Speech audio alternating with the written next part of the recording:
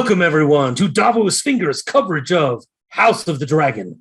This is episode 129, the second of his name. I am Scatty, and with me, as always, is my buddy, Matt. Hey, everybody. Welcome back to this next episode. As Scad said, we're continuing our weekly coverage of HBO's House of the Dragon series, based on George R.R. Martin's wonderful seminal work, Fire and Blood. Today, we're talking about episode 3 of season 1 of House of the Dragon, and it's called The Second of His Name. Treason! Yeah, we'll be releasing these episodes once a week, every Friday, hopefully to give you guys enough time to digest what happened in the previous episode and get ready for the upcoming episode. We spend the first part of each of these episodes discussing the episode scene by scene, keeping it spoiler-free for you guys that haven't read Fire and Blood, that don't know what's coming. And then on the second half, we go into Dragons After Dark, where we'll go into all of the things that happen in Fire and Blood and go into some predictions of what will be coming in the next episodes for House of the Dragon. So stick around for that if you're interested. If not, turn it off for that second little part. You'll have plenty of warning. Oh, yeah. You can check out these weekly episodes wherever you consume your podcast. Well, most everywhere you consume your podcast. You can also find them on YouTube. That's right. We are on YouTube now. And if you want to chat, let us know what you think of the episodes. Send us a raven. You can find us at wearedavosfingers@gmail.com. Our Twitter handle is @DavosFingers. You can find us on Facebook. You can leave a comment on YouTube. You can also check out our Patreon page, which is patreon.com/DavosFingers. That's frozen for the moment as we make some future plans, but we'd love to have you check it out and see what's there for you. The YouTube thing, Matt, I got to tell you, I'm not used to caring how I have to look. Yeah, I always think about it. Every Wednesday night, Thursday morning, I prep a little bit. I'm like, should I shave? Do I need to try to clean it up a little bit? I'm not used to this. It's weird. Thankfully, we only have to clean up down here. Thankfully, we're both very handsome men. Yeah, we don't have to worry about the drapes or the carpet. Carpet. Oh my God, thank God. Here we go. All right, episode recap. We're going to start where the episode starts, which is a little interesting scene in the Stepstones. As we predicted in the last episode, we start in the Stepstones here, where we're dealing with some crabs and some caves and some dragons. Yeah, what do you think, Matt, of this opening scene? Oh my gosh, the fiery opening was just gorgeous until it pans down to this scene of absolute destruction. Really, like torture. You think of raiding ships, you think of a pirate movie, and they're swinging across from one ship to the other and swashbuckling and stuff. Yeah. This just an Errol shows Flynn feature so viscerally how devastating it is and how disgusting it really is. We get a little bit of a different story. I reminded myself from reading that the crab feeder in Fire and Blood simply staked down the people that he captured to drown in the oncoming tide, right? Yeah. He just drowned. Yeah. HBO does HBO things, however, and added they kind of had a whole crabs. Yeah, they kind of had a whole beachfront and extended landscape of tortured people being feasted on by crabs. Yeah, they really kind of leaned into that a little bit, and we'll get it more into the crab feeder later, I guess, and what our expectations were and what happened. But an interesting opening scene. I mean, I think we have to look at this scene and realize that the point was to show us that Daemon and Corlys are ineffective in this campaign. It looks like they're winning. Yeah, you have that dragon come in. Got the dragon come in. He's blowing shit up. He's lighting everything on fire. He kills one of his own men, of course, which is maybe part of the message. It's absolutely part of the message. but if you're really looking at it, it doesn't look like it's doing that much damage, right? And it's filmed in a way that makes you question whether they're really being very effective. You have Daemon on the dragon back screaming, "Come out! Come face me, crab feeder! Drahar!" I'm not going to do it. Yeah. Nope, I'm not going to do it. And you're right. In Fire and Blood, it implies maybe that these are just people they've kind of won in the naval battles, that it's not really a land war too much. It's more of a naval battle. And they've kind of it feels like they've switched that up a little bit here. Yeah, definitely. He's definitely they show us early on that how brave is that sailor, by the way. He's standing up to the crab feeder as his hand is up against the post and being nailed in, and he's cursing him out and everything. He's so happy to see Damon. My salvation is here. And someone on Twitter said, who said there's not comedy in House of the Dragon? Because it doesn't get much funnier than that. But it shows us, again, they're ineffective, like you said, but also what Damon's in it for. He's in it for himself. Show a quote from Fire and Blood. In Daemon Targaryen, Corlys Velaryon found a willing partner, eager for the gold and glory that victory and war would bring him. The show adds in another little wrinkle of he wants validation and being noticed by his brother as well. But maybe that's part of the glory. I mean, I think that's just part of Damon's personality in general. He always wants that, right? Everything he does is kind of involved in that. And the show really highlights that. It does. And it does a good job with that. And Matt Smith himself does a fantastic job with that, I think. As we'll see toward the end of the episode. Does I don't want to spend a ton of time on it, but does the military explanation make sense to you? Which part? Well, how so? Well, so to me, if you can simply fly a dragon down there and clear the beach of any adversaries, and they all go retreat into the caves, you then land your ships, set up fortifications on the beach with your dragons protecting them and keeping them in the caves, and you starve them out, and you never let them get food, and you win the war. So this seems like it's working to me, and the show has just kind of skipped over the fact that would work. That could work. I wonder if the networks of caves lead up to the mountaintops where they shoot arrows down. Yeah. And that's how those guys get up there. Maybe. Because that could make things a little more difficult. But it seems like if you could take the beach, you could maybe send guys from the outside up onto those outcroppings. I don't know. And post guys up even there. More simply, like, you don't even need to take the beach. Just surround the island with your ships. Patrol the island with your dragons and starve them out. Right. I mean, I guess they could eat crabs for a while. Crabs okay. But eventually I feel like they'd win. Anyway, it's every once in a while there's storytelling. It's fine. You know, the dragons go up to the cave mouth and just like farmer blow into there and just see how far in they can get. I mean, Caraxe's neck will reach all the way back through most of those caves. So that's true. Anyway. Daemon Targaryen's word count of this episode is about 25, give or take a word or two. So just want to point that out. Small spoilers for the small spoilers for the end of the episode.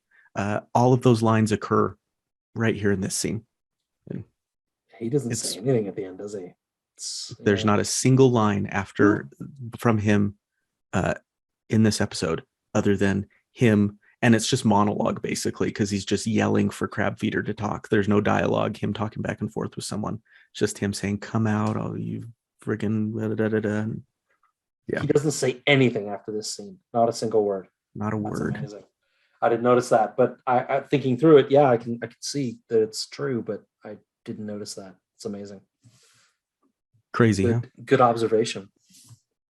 Anything else for this section, or you want to move on to the second scene here? Just pointing out a possible emotional, physical connection between dragon and rider. We saw that here. Oh, yeah. It was when Daemon actually took the arrow into his armor. It didn't wound him too badly because of the armor, but Caraxes roars at that point. Yeah. And that's when they kind of retreat.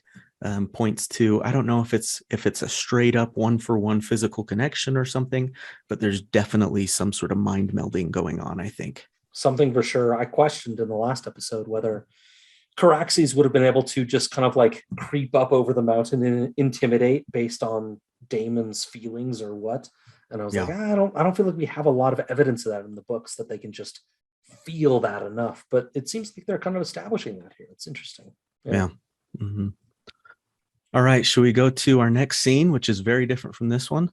It is. Yeah. Yeah. We're at a feast. Fire and Blood says Viserys was a man of peace, and during his years, King's Landing was an endless round of feasts, balls, and tourneys. And we certainly see this here at Aegon II's little birthday party. Hey, we do for sure. In fact, Tywin Lannister, at nearly the very beginning of this scene, tries to interrupt the feast. And Viserys, very much in character from Fire and Blood, says, the Stepstones have been going on for 3 years. This can wait 3 more days. Gives him that little Viserys smile. God, come on. Hey, we're having a party here. Hey, like, let loose a little bit. Have a drink. Calm down. Yeah. But this is an interesting scene, though. Otto's being pushed on by his brother to try to push Aegon as the new heir, I guess.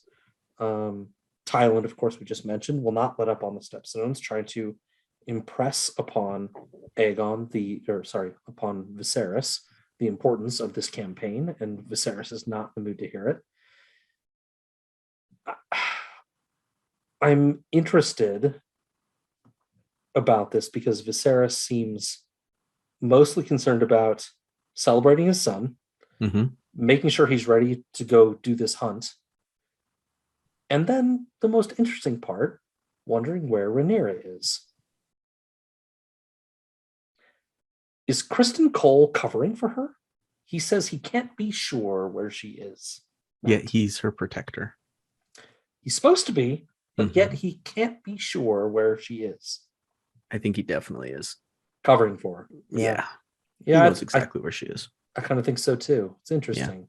Yeah. It's indicative of a friendship, a level of respect between the two of them, that he's willing to lie to his commander, essentially, the king, about her whereabouts. It's interesting. It says something about his level of commitment to Rhaenyra. And to Viserys, for that matter. And to Viserys. Yep. That's true. Yeah, super interesting. More on that later as we see them get some time alone. Yeah. Kristen and Rhaenyra. Do you have more on this scene here? I did find it interesting that what you mentioned, Otto answering to his big brother. It's like almost like this big chain. We find that Otto maybe isn't quite alone or at the top of his scheming food chain, that there's actually a bigger fish, which is Hobart Hightower, there is a character named Hobart Hightower in Fire and Blood, but he's a very different character. He's not Otto's big brother. As far as we know, Otto doesn't have a big brother in Fire and Blood. We know he's not the Lord of Hightower. Correct. The Lord of Hightower in Fire and Blood is never named. I don't think. There's a Hobart Hightower. You're right. It's he's like a cousin, or he's way down the line. Yeah. So it's interesting what they've done here. They've just picked a name or decided they'll elevate this guy. It's a little weird, but I'm not sure it matters too much, really. But it does. In Fire and Blood, you get the sense that that Otto is kind of in control here, and in House of the Dragon, you get the sense that maybe he's getting his orders from somewhere else. Yeah, there's some pressure coming to him from up higher, and he in turn pressures his daughter, and it's just the whole thing. Which is funny also, just performance-wise, because Rhys Ifans has done, I think, an exceptional job with Otto Hightower. We haven't really talked about it, but he's been outstanding. Subtly dominant, controlling almost every move with size and down notes and puppeteering. You knew what I was doing. You knew I was puppeteering. You're doing the motion on the camera, Matt. I can see you. I didn't know if it would be recognized as me just flailing my hand about. You're right. I got it. So it's interesting because he's so good at this, and having him be told by somebody who appears much less effective, is a little weird. I didn't love it, to be honest. Right. I didn't love him being controlled by someone else. Yeah, we'll have to see where that leads to. Yeah. Because I was like, I don't love this, but I'm willing to wait and see what happens. My hope is that Hobart retires to the Hightower very quickly and we don't see him anymore. Nothing happens. That's my main hope. He just goes away. I mean, that guy sucked. If this were Game of Thrones where they just let plot threads lie, then maybe that would happen, but this feels a little different. So I don't know what you're talking about. Through 3 seasons, I felt like all the plot lines were pretty tied up in Game of Thrones. You mentioned, for those that don't know, I didn't watch Game of Thrones past season 3. Keep going. Not an episode. I'm not one. You mentioned Tywin Lannister. I did. We don't get conclusive proof as to the rift between House Velaryon and House Targaryen. Yeah. But the fact that he is named the Master of Ships tells us something that there is a rift. Corlys is no longer on the small council. Corlys is busy. You could read it just that Corlys is busy. But probably it's more than that, right? Like he's busy and there's a rift and we need to hire someone else. Yeah. So bring in another rich family. Indeed. It's the best way. Should we go to the Weirwood tree? Let's do it. Lovely setting, by the way. It's beautiful. It's interesting. I'm always interested when these Southern families choose to set scenes under. Yeah, what does that mean? Yeah, because I feel like in the books, I think in modern King's Landing there is no Weirwood tree, and so there was one maybe historically, and they're using it here. Wait, isn't that where Sansa is? Well, she goes to the Godswood, but I think there's no Weirwood tree. Weirwood in it. Oh, yeah. It's pines and other things, right? But I might be wrong about that, but I think I'm right. But yeah, it's a nice setting, and it ties back to the other series and keeping show watchers engaged. I get it; it makes sense. Alicent is very pregnant, quite extremely pregnant. So we have Aegon, right? Baby number 1. We have baby number 2 on the way, which is maybe Helena. Maybe Aemond. We don't know what's in there. What direction they go? Yeah, it should be Helena. I think in Fire and Blood, Helena is the next in line. So. I don't feel like that's a huge spoiler. There's a baby in there of some sex, of some gender. What did you think of the power struggle with the musician? Did you like that, or I liked how subtle it was. I liked how subtle it was, because that's one thing you wonder is like, are they still friends? Like, did their little relationship continue? And here you get very viscerally show don't tell that no, they are not. And I actually loved that. I loved the line of Rhaenyra's of, does the king command it? Yeah, but then fine, let's do it. Let's go. Yeah, let's go. Yeah, it paints a very stark line. So we haven't said it, I don't think. We're now almost 3 years ahead, I think. Yeah, we jumped 3 years. Episode. And this line, the one that you just gave, is his command, paints a very stark picture of this has changed. They were friends before. The last time we saw them in the same room, Alicent was being announced as the future wife of Rhaenyra's father. And now they are apart. And it's, I want this conversation to be as short as possible. Yeah. They used to spend time in the Godswood together. They did. Yeah. Rhaenyra at least wants this to be as short as possible. I think we get evidence that Alicent is. Yeah. She doesn't want it to be. It doesn't have to. She says that it doesn't have to be this way. And then she's like, we're done. Yeah. We have to remember that Alicent has gained a lot here. She's gained. You can argue whether she wanted it or not, but she gained a husband. What's that? A whole ton. Yeah, you can argue that a lot, and I get it. I am of the opinion that actually, like, she found somewhat of a partner in Viserys. We'll talk about that. Along. We'll talk about that later for sure. Mm-hmm. But I know a lot of people really disagree with that, and the way it happens is terrible. I get that. Of course, I'm not arguing that. The way it comes to pass is really, really, really bad. But I think she actually finds a bit of a soulmate in Viserys. And she's got a child, and she's got a family, and she's got a line to power, and she gets a lot out of this. But also, she did lose her best friend. And you'll see, we'll come back to it. Everything in this episode to me from Alicent is, at least in Rhaenyra's direction, is meant to be appeasement. I want you back. I want to keep you in my life. I want to have you. Can we please make this work in some way? She's trying to appease Rhaenyra, like almost at every turn. Yep. It doesn't have to be this way, like you said, Matt. Yep. And part of it is out of guilt, certainly. Sure. Rhaenyra's outfit, I hope she wears that again. I just thought it was the coolest looking outfit in the whole wide world. Loved it. Listen, you don't want me to talk about costuming, but I feel like they haven't made a wrong step one time with Rhaenyra's outfits. She looks amazing the whole show. Usually I don't really notice Me costuming neither. that much. No, but she looks amazing always. Like, oh my god. Yeah. Yes, Yeah. I love this. She looks fierce, but also still feminine, and but jumping some of those norms too of like she's in pants. It's like pants rather than a full-on gown. It's some of them. beautiful. Some of those tops seem almost armored. Yeah, that's what I mean. Is it's like and dragony and stuff. Yeah. Anyways. Yeah. Then we get to them traveling in the family station wagon family scene, right? To the hunt to the Kingswood, right? Yeah. So it's an awkward scene, but also there's some important stuff going on here. Right? Absolutely. Yep. First of all, just a very minor thing. I love to look back at the city from the road. You can see King's Landing in the background. Puts into context how far away it is. Yeah. How far away it is. It just looks, I don't know, it just looks good. I like it. Viserys in this scene, I feel like it's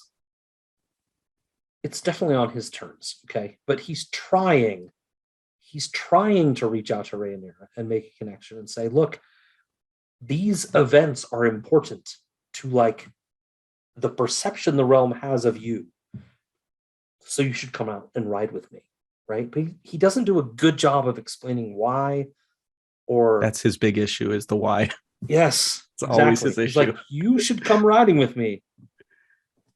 She's like, no one's here for me, and he should say, it doesn't matter who they're here for. You need to show them who you are. You're the heir.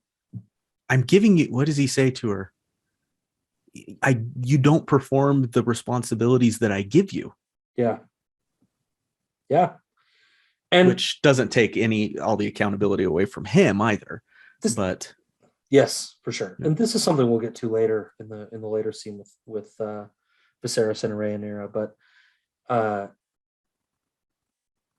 it's about being present and cementing your place in the realm and being seen and being noticed and visible, right? And she's just been, you get the sense, we haven't seen it, but you get the sense in the last 3 years, he said later, he says, you've been very much alone and angry.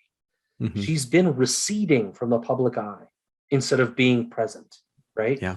And if you're going to rule, you got to be present, right? They need to see you. You know? Yeah, she kind of, even in the next scene, she's kind of wandering aimlessly at the party, right? Yeah. At the feast. Yeah. She has to be called in by the ladies. Maybe the princess beyond the drapes can come in and give us information. And certainly there could be some issues with Viserys, again, explaining the details, like, here, stand with me for a minute. I'm going to show you how it's done, rather than just be like, you need to do that, or giving her responsibilities that are completely beneath her. But he always gets so close, and it's like, come on, Viserys, you're almost there. Like, I do like that he invites her out. And the impression I got from him inviting her to come on the hunt was kind of almost like there was a little bit of, yes, you need to be seen to be the heir, but also like, this is an opportunity for us to spend time together. Like, come out with me. Come right out. He never says that. But he doesn't. Yeah. Like, so it's like he gets say that. I would so close time with you. Yeah, like, come on, man. Just and then he's like, over. He's trying to start a conversation with her, which is great. But what is the conversation that he starts? Pretty soon you're going to give me grandchildren, Rhaenyra. And it's like, oh, dude, like, you know that conversation's not going to go well. That conversation's not going to go well. You're going to bring up her having kids? I hope that people listening know that Matt and I have kids and are dads. And so when we look at someone struggling so much to relate to their kids, it's agonizing for us. I am not going to say I'm the best at it. Partly because we've been there. Yeah. Yeah. I've struggled a lot with this. It's a constant, you're having to adjust to them growing up. But some of the things he does are so obviously wrong as a parent that it's painful to watch. And the way he tries to relate to her, just say, I'd like to hang out with you. Mm-hmm. I'd like to bond with you. I'd really like it if we could what it's like to rule and, teach you some things. Right? Yeah. Yes. Yeah. We agree. We agree. D'accord. Should we jump to this little party thing that we've already? Yeah, let's jump to the party. A little feast. Yeah. Yes, let's do it. First of all, fun casting choice that Jason and Tyland, they're twins in Fire and Blood, and it's actually played by the same actor. Yes, and I don't know if it's true or not. But he's in Game of Thrones? But I heard he's Sir Hugh of the Vale in Game of Thrones. He totally is. Yeah. It's amazing. Different her. Don't care. That's amazing. Regardless, though, as great as the actor is, Jason Lannister is fucking skeevy. Oh, gross, right? It seems like Viserys even knows it. Like he sees him watching. And he kind of looks at him like he's like, I know this would be a good match, but this guy's yeah. But it seems like he knows that he's bad. Yeah, I think he does. The next thing we get in the scene is Larys Strong, the Clubfoot, as he's known in Fire and Blood. I don't think that's a huge spoiler. And you see him walking in. The camera zooms in on his bad foot, and he takes a seat. Look at my injury. Can I join you? Like, hey, ladies, I would fit in better here. And he just sits there and eats his cookie subtly. Really kind of like sexily too. If there's one scene he's like, all right. Matt's telling us what his preferences are. That's fine. But maybe, this could be a nod to his future role. Mm-hmm. Could be. So they're gossiping. So basically there's this gaggle of women, Lady Redwine, Lady Lannister, Lady Hightower, I think is in there. Several high power women just kind of gossiping a little bit about what's going on. They talk about the Black Swan, which is something that Fire and Blood readers know. It was a lady of House Swan that got captured. And Joanna, which we brought up last episode. We did, I think. Yeah, that's right. And it's a little interesting. They're kind of they all seem very against the war on the Stepstones. This is hurting the realm, is kind of their message, right? And they're against Viserys not being involved in ending it. Yeah, which they want it done. Which is interesting that they're at a feast. Viserys is in the room, and they feel comfortable enough to talk about that, of things that he should be doing better, which is good. That's not an awful thing, but it's indicative of the type of king Viserys is. I mean, they want to get caught. They're telling the king's daughter directly, he should be ending this, right? So no hiding it. There's no, they are. It's not treason necessarily, but it's like very much, hey, tell your daddy sucks, and then you should fix this. Yep. Right. There's other kings out there that wouldn't take too kindly to that. Robert Baratheon probably wouldn't love that. I don't think any king would like it, but there was one, I think it was Lady Redwine, that is saying like the Stepstones that's a failed objective. Like you're never going to hold them. Correct. Yes. It's you a should just stupid get war out to of begin there. with. Yeah. It's a stupid war to begin with.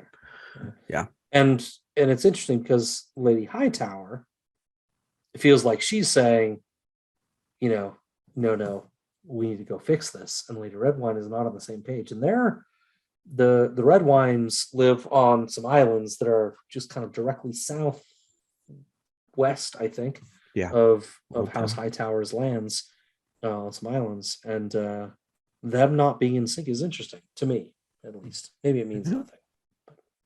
Yep. It is interesting. And then we also get proof, very important point, that pugs exist in Westeros. Very important point. Yeah. That pug eats a nice cookie. I'm jealous. I want a cookie. Yeah, I was hungry for cookies. Yeah. And then we get maybe the most important part of this section. Rhaenyra kind of stomps off, like annoyed at the gossip. And she is set upon, is how I would put it, because it feels almost like an ambush, right? By new villain Jason Lannister, who Man, this guy, I got some things to say, but I'm interested in your opinion first, Matt. What? How creepy is he, right? You know what's interesting that I noticed on my watch? I was able to get in one more watch today, a third watch, and I noticed it. Cool. You know what they show right before this scene? It's like the transition scene between the feast and this. It's 2 seconds, and No. it's a peacock, Scad, Oh, which is exactly what Yeah. Jason Lannister does. It's a Totally. peacock, and then it's Jason Lannister. It's perfect. yeah. She was almost like not like into him, but she was mildly amused with him when he was just talking to her at first. Like she kind of had this like amused look in her eye, like, okay, Like- let's give this thing a shot. Like, Yeah. like, Mhm. yeah, we'll see if you can hold your own in a convo with me. But it's when the peacocking started that she was like, yeah, we're done. So, yeah, I want to go into that a little bit. So I feel like Viserys says later in the episode, you've been angry and alone. I don't think she's been super visible. He also mentions later in the episode that he's gotten mountains of letters proposing marriage and that he's tried to talk to her and she just kind of put it off and never talks to him back, right? Like won't even entertain the idea, right? But I don't think she's ever been in this situation. Like she's getting hit on, Matt. Hard. Like she doesn't know what that feels. She has no idea what this feels like.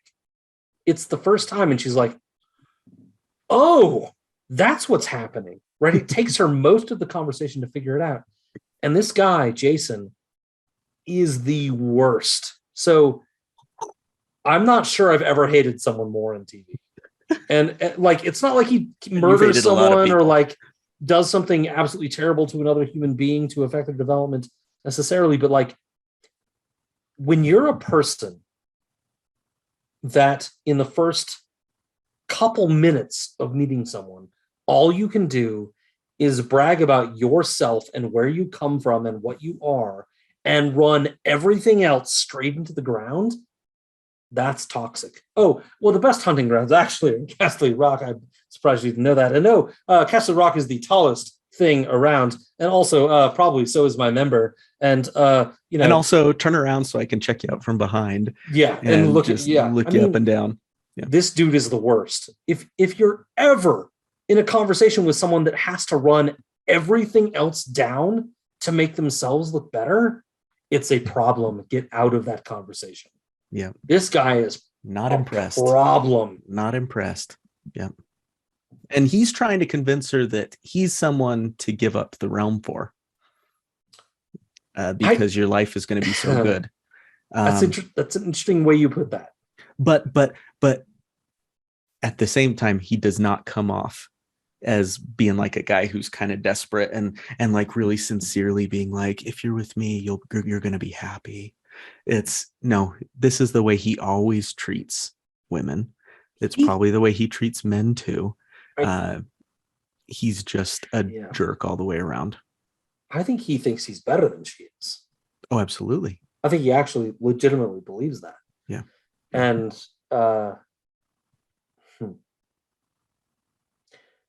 yeah, we'll come back to that in the next scene that has Jason in it. But right, I think his opinion is that she doesn't have to give up the realm for him. She's already lost the realm. Sure. And you're right. Yeah, we'll come back to that. But yeah, it's not true. It absolutely is. You're right. It's not true, but it's his opinion. It's where he thinks she is, and might be a small part. He'd overplay it anyway, but a small part of why he's overplaying this hand. Yeah, and he's trying to show her, but the life you'd have with me is better. Would be great. Yeah, better than King's Landing. That's stinky. Yeah. Castle Rock is tall and amazing. You want a dragon pit? I'll build you a dragon pit. No big deal. Yeah. F this guy. Yeah.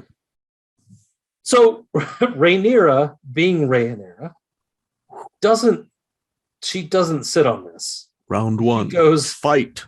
Finish him. She goes immediately to Viserys to challenge him on this matter. Like, what are you doing? Why did you just sick this dude on me? And my first response to this whole thing is like, there are people here. Like, this, go somewhere else to have this conversation. My note here, Scat, is take her to the back room or something, dude. Like, Yeah, like, go this for is a not the walk. place for this. You can't do this here. You Yeah, don't. yeah. Oh my gosh. I think he might have been a couple deep by then, but yeah. Yeah, at least two. But okay, so let's just state it. Like, Viserys is wrong. If he is sicked Jason Lannister on his daughter, that's wrong. I'm not sure he did that. It I'm not seems like sure maybe either. he did. I'm not sure either.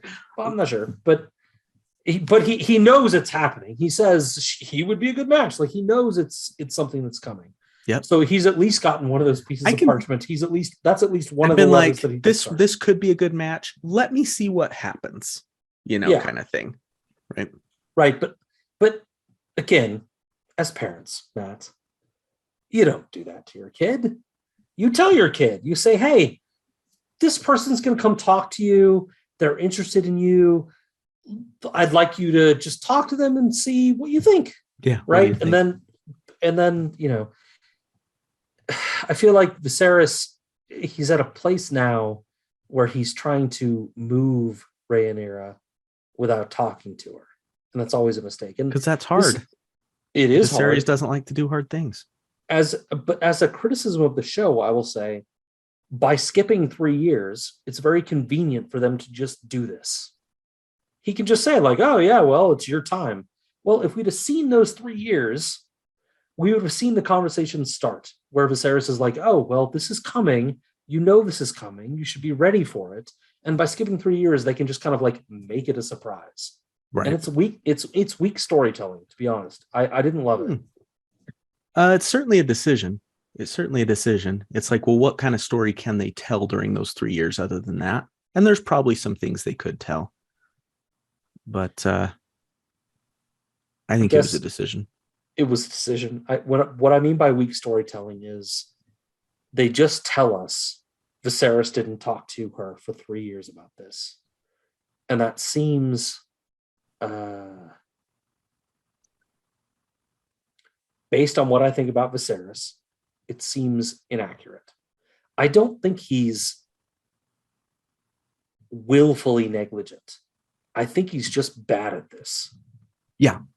The carriage scene is we'll go back to that for me. It's like he talks around subjects, which I see a lot of people do, including parents, and I've probably done it before too, of bringing up the fact that he wants grandkids one day, but not outright stating you need to get married. You know what I mean? And I feel like I can see a lot of that happening over the 3 years.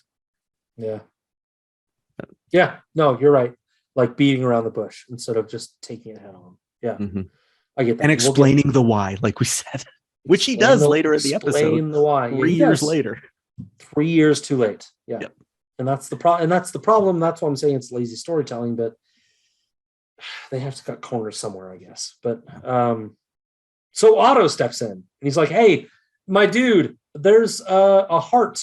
A white heart. Just don't have this conversation now. And also, really good interruption point. There's a very real metaphor in the woods that we can talk about.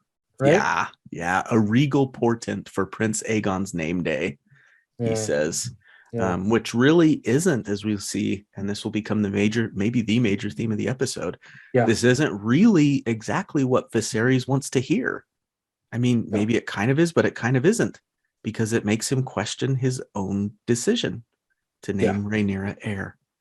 And did I move too quickly in doing this? And it's going to be a problem for him the rest of the episode. Yeah, we'll come back to this, but Viserys is not good at making choices and being certain about them and moving on.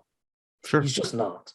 And again, we'll come back to it, but this is a decision to name Rhaenyra heir that he made and moved on. And he thought it was the right thing, and he's just moved on and put it behind him. And now, with the birth of his child, of his first male child, and with all these political conversations, and with this portent from the gods of a white heart, now all of a sudden he's like, "Oh crap! What did I do? Did I make a mistake?" this is one of the ones that I thought was good. Mm-hmm. I thought I made a good decision here, right? And we'll come back to it. It's totally crazy.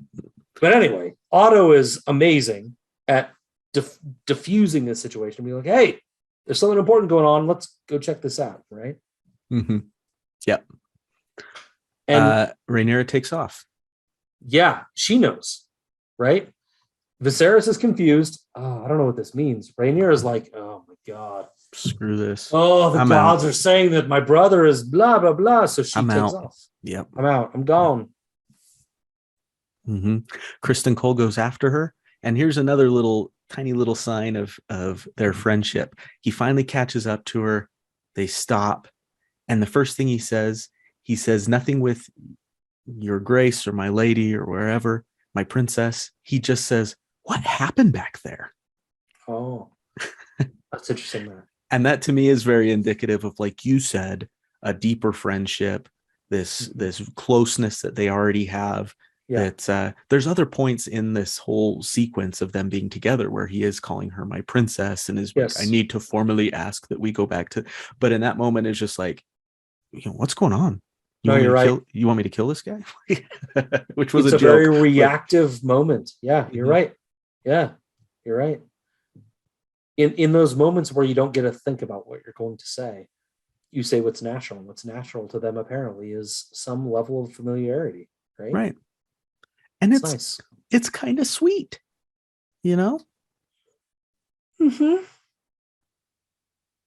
Mm-hmm. Yeah. I mean, it seems like they got a nice little relationship right now. Mm-hmm. Yeah. So you're right. So I questioned his method of grabbing the horse and stopping it because it seemed really dangerous. He just grabs it and it's like the horse just stopped. Like it seemed bad. I don't know what I'm talking about. I'm not a horseman, but it didn't look like the best way to stop a horse. But also it did look like it was about to run into a lake, so that's also not good. So Rhaenyra declines going back. She kind of says, let's walk, let's enjoy the Godswood. She kind of wants to maybe she just doesn't want to go back, but also maybe she just wants to spend some time with Kristen. Yep. His like, if you listen to him talk too, his voice even has like this kind of like sultry quality to it. Yeah. Oh, sultry. Okay. I was going with soothing. Soothing is good too. It's calming. I'd hardly call that toothless princess. Like the way that he kind of says it's yeah. I don't know. It's kind of intoxicating a little bit. Then he's got the hair and oh my goodness. Yeah.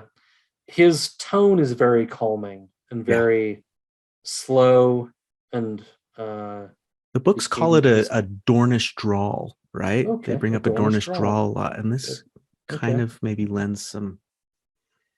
Yeah, I mean, he also voice to that. They say that sometimes the wise don't speak a lot, but when they do speak, you listen. He seems wise with the way he puts his words. Like, hey, a lot of people would change places with you, and he says, "You're not toothless. You made my whole life." And my whole family, yeah. You put House Cole on the map. He seems pretty wise in this scene, right? Yep, he does. A good kind of counselor to her. So they're walking through the Kingswood. In the meantime, Viserys gets quote unquote hunt going on. The hunt is going on. It's hilarious. In which a lot of people are hunting while Viserys drinks. Yep. And gives him reports. But he does ride out to feel some shit in his hand. He took off his glove to feel the shit. And he puts it in his hand and he's like, it's fresh. Fresh. Like he knows what he's talking about. Yeah, if you feel poop and it's still squishy, it's fresh. Like And our good friend, earlier this week, our good friend Eliana Arithmetric of the Girls Gone Canon podcast said, hey, if you don't want like gaping terrible wounds on your hands, I'm paraphrasing, but if you don't want gaping terrible wounds on your hands, maybe don't handle shit in them. Like, Yep. Yeah. And I am like, don't you have people that can do that and tell you whether it's fresh? You don't need to do this, man. It's a show. It's a little thing that he can do to make it look like he's participating in this hunt. Okay. I'll buy that. It's That's a good explanation. it's ridiculous though. It's like, of course the poop is fresh. Like, I mean, Matt, listen, we don't live in this world, but have you ever voluntarily touched poop with your bare hands? No, I've not. Me neither. Nope. Not Can't say I have. voluntarily. Can't say I have.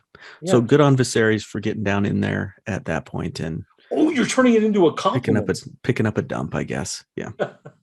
Well, also the other guy, I think he was a Lannister. He carries the poop for like 2 leagues himself in his gloved hand. So he's just like, well, good on him. Oh, snack.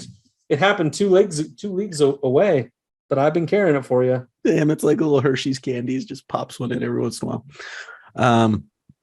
That hunt master, there's a little scene where they're talking together about the White Hart, and it's Viserys and it's Otto and it's this hunt master. And when the hunt master is talking about how important the White Hart is and how they're going to get him this time and everything, you see Otto give him a little like attaboy look. Did you notice that? Like, yeah. He kind of looks at him like, thank you. Good job. My theory, they never found a White Hart to begin with. This is all just to keep Viserys focused on Aegon and how important Aegon is. And this guy, he was with the Lannisters, this hunt master, when the king rode into town. It showed Tylan, Jason, their mom, and this hunt master together clapping, wearing matching red. So he is a Lannister. The Lannisters want Aegon on the throne too, because they want Rhaenyra to marry Jason. So I think there's a little bit of collusion there. There could be. I saw things online this week that were saying that not that there is no White Hart, but that they placed a White Hart in the Kingswood to be found. That Otto actually wanted the portent and put one there to be found, and said, "Look, there is one." Okay. I'm not sure I buy it, but I did see that discourse going on the Twitters. Okay. We're on Twitters all the time at Davos Fingers. Come find us if you don't follow us already. But I find that idea interesting, that they're colluding and trying to make this work. We'll get back to it when they find a stag. Some of the things that I noticed as well that Otto does. Nice. Which cool.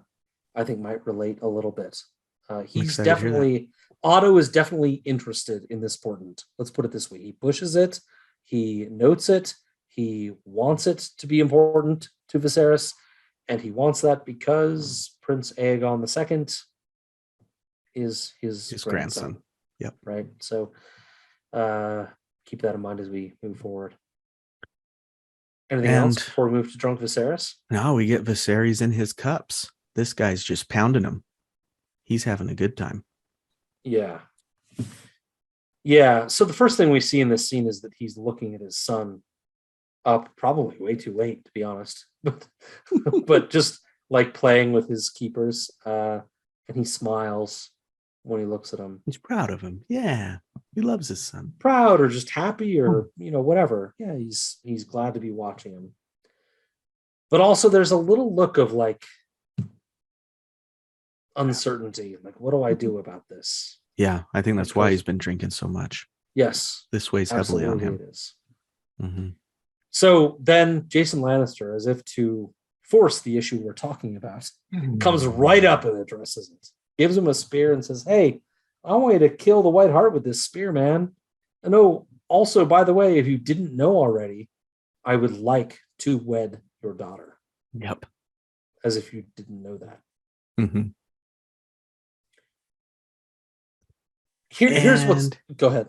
No, please. Finish. No, you please. You want me to go? Okay. Never one to not talk. I will continue.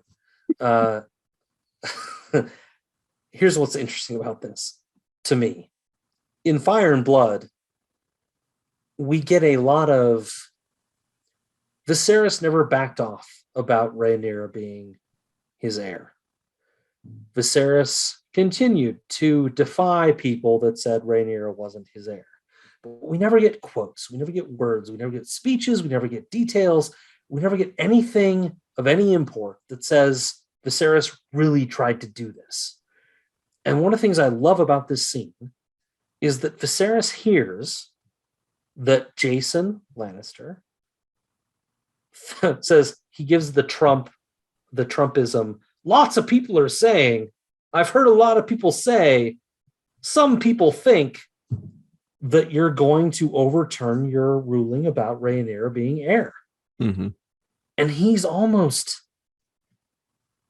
just astounded or stunned that anyone would think this.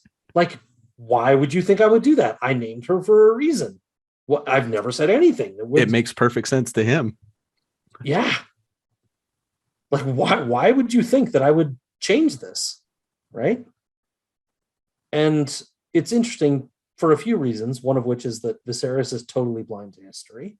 Yeah. That in Westeros, men rule, which, that sucks. We all know that sucks. But that's the way it is. But also, it's interesting because he's so almost dumbly defiant about, like, of course she's still my heir. Why would Aegon change anything? Yeah. It's almost cute. Yeah. I feel like he and Rhaenyra are maybe the only people in the whole kingdom that really think she is going to be queen someday. That's a really good way to put it, Matt. Like, you're right. And actually, that really think that. And actually, in these few days during and the maybe hunt, it's just him. It's just her. Well, actually, neither of them. Yeah, because he's like, downing it in these days. You're done. Yep. Yeah, and she's like, "Now I'm done. I'm done." She gave up. She gave up last year. Yeah. She's like, "Oh, well, you've had the son you wanted, so that's true. I'm just waiting for that shoe to drop." And these 3 days, he's like, "I'm not even sure anymore. This fucking White Hart shows up. Oh my god, maybe he is the heir." He's not even sure. So it's 0 people believe it in the realm. Yeah, that's true. Oh, but I do love that he digs into Jason Lannister. That feels good. It feels good. It felt really good to listen great. to. He's just like, why? You're fomenting rebellion? It's like, why can't we have this Viserys all the time? This guy's great. This Viserys rocks. Yeah. He tells Otto's the one who comes up to him next, and you can almost just see how annoyed Viserys is. Like, oh my gosh, here comes Otto again. Another dude coming to tell me. I know what this conversation, but he tells him, I just want her to be happy. And I believe that. I think he does want Rhaenyra to be happy, but again, he's not willing to put in that work. Anyways. Yeah, I think I don't know if he's unwilling or doesn't know how.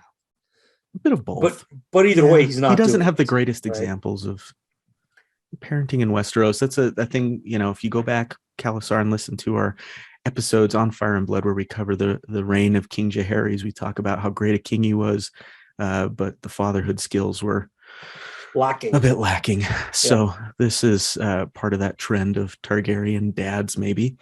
But yes. Yeah, totally. And Lionel in a little bit comes to that, but I don't want to leave Otto just yet. Yeah. Otto suggests it's great for him. I mean, it's great for him. Great for him. Good idea, man. If you're trying to sew up your house's future glory, he suggests wedding, or betrothing at least, baby Aegon, who just turned 2, to Rhaenyra, who is likely now roughly 17, 18, 17, something. We don't know exactly. It's a big gap. Look, Targaryens do this. There's no sugarcoating. Targaryens do this all the time. Targaryens wed cousins, they wed brothers and sisters. They do this all the time to keep the bloodline pure. They're not really super careful about the years between them. They're not. It's more about the match. Yep. But this is a big gap. And Paddy Considine's acting, expressing his just total shock at this, bafflement, is wonderful. He's baffled by this. Yeah, totally. Yeah. What? Yeah, definitely. Are you nuts? But Otto, so Aegon complains about the politicking, and Otto quickly retreats because he's Yep. a good politician. He's like, oh, let's just leave this for later, Yeah, right. But he's planted the seed, right? Which is always his goal. Yep. Plant a seed, see what happens, let it grow a little bit. 100%. Then he gets approached, King Viserys, by another man. Yeah. This time, Lionel Strong. Yeah, still drinking the whole time, drinking, filling his own glass, drinking. At this point, yeah, he's not even having someone fill it for him. It makes a point to show him he's filling his own glass at this point. Yes, indeed. He's hammered at this point, for sure. Yeah. And Lionel Strong is becoming someone who you can see is trusted by Viserys and maybe even liked a little more than maybe even Otto Hightower. There's the scene at the beginning at the birthday party where he'd entrusted Lionel to get the baggage train ready. And Lionel's like, yep, I got it covered. We're all good to go, man. He approaches him here and he tells him a little joke. There's some comedy in it, talking about King Jaehaerys and his daughters. And then he asks if he can give his opinion on the matter to Viserys rather than just coming out and telling him. Do you want to hear my opinion on the matter? Yes. And he's like, well, he kind of gives like tacit okay. And then he gives it and it comes off as, unlike what Jason Lannister did, unlike what Otto Hightower did, the suggestion he gives on the surface is completely not self-serving at all. It has nothing to do with how strong. And also consistent, right? Yeah. So one of the ways you can learn whether you can trust someone is if they're consistent. Yeah, right? That's true. He gave him the... Lionel gave the same advice when Viserys was looking who to marry. He said, marry Lyanna. That's the right choice. Yeah, she's 12 and it's gross, but you will unify these lines. She has good blood. You'll tie up your relationship with Valerion, with House Valerion, the most powerful house besides you. And that's the reason. And here I am again, 3 years later, giving you the same advice. I'm consistent, if nothing else. You should believe me. Of course, I would not try to promote my own son in this case. Why would I do that? I'm flattered, but no. You flatter me, but no, I give good advice, right? Have you seen this guy? Rich, blood, slights healed, right? Those are the three reasons. And he also just throws in at the very end, oh, by the way, if you follow my advice, we have to hope that Leonor survives the war. Yep, pushing that involvement. So he's pushing, he's pushing that agenda seed. Too. It's so masterful, right? Yep. I'm just giving you good advice, the same advice I gave you before. You should see my consistency. Also, man, I hope Leonor lives. Man, that would be great if he lived. Man. Yep. I love what they've done with Lionel. The Strongs in general in this episode. I love what they've done with him. It's this slow burn. And you find yourself liking the guy. You're like, I like this dude. And even Viserys is, and obviously he's like 12 in by this point, Viserys is. But he just his attitude around Lionel seems so much more relaxed and less defensive. And you can tell that there's really something that's being established there. So you know what happens, Matt, when you get advice that's actually heartfelt and meaningful? You trust them and relax yourself. Oh my God. That's how it works. Brilliant. Why didn't I've I never think been of a part that? of any of those situations because no one trusts me, but shut your mouth. Shut your fat face. Look at your life. Look at your choices. You took a roofie from a priest. Sassy gay friend on YouTube, guys. Look it up. That's okay.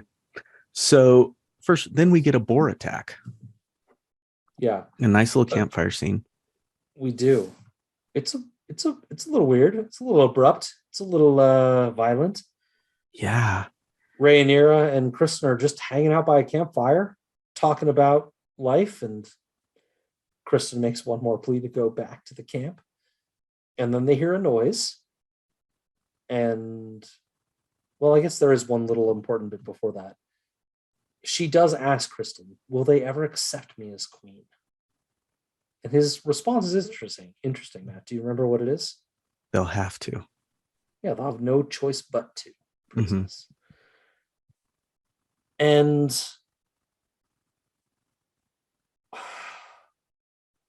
I don't think that's true. I don't. I think maybe he's telling her what she wants to hear, but they won't. They won't accept a female ruler. They've shown that in the past, and I don't think it's true, right? Yeah, it certainly isn't, especially in this realm that Viserys has established, where you can voice your misgivings if you have them sometimes. Yeah, the king's voice should be law, but Right. also you can tell me what's wrong if you want, Mm-hmm. and I'll listen. And sometimes I'll even listen, and sometimes I'll even change my mind. The Council of 101, no doubt, though, I'll think about it. The Council of 101 set a bit of a precedent, though, right? Sure. And I think Rhaenyra, and I don't agree with the precedent, of course, but Kristen and Rhaenyra are kind of ignoring that precedent and saying, I can be queen, right? I've been named queen.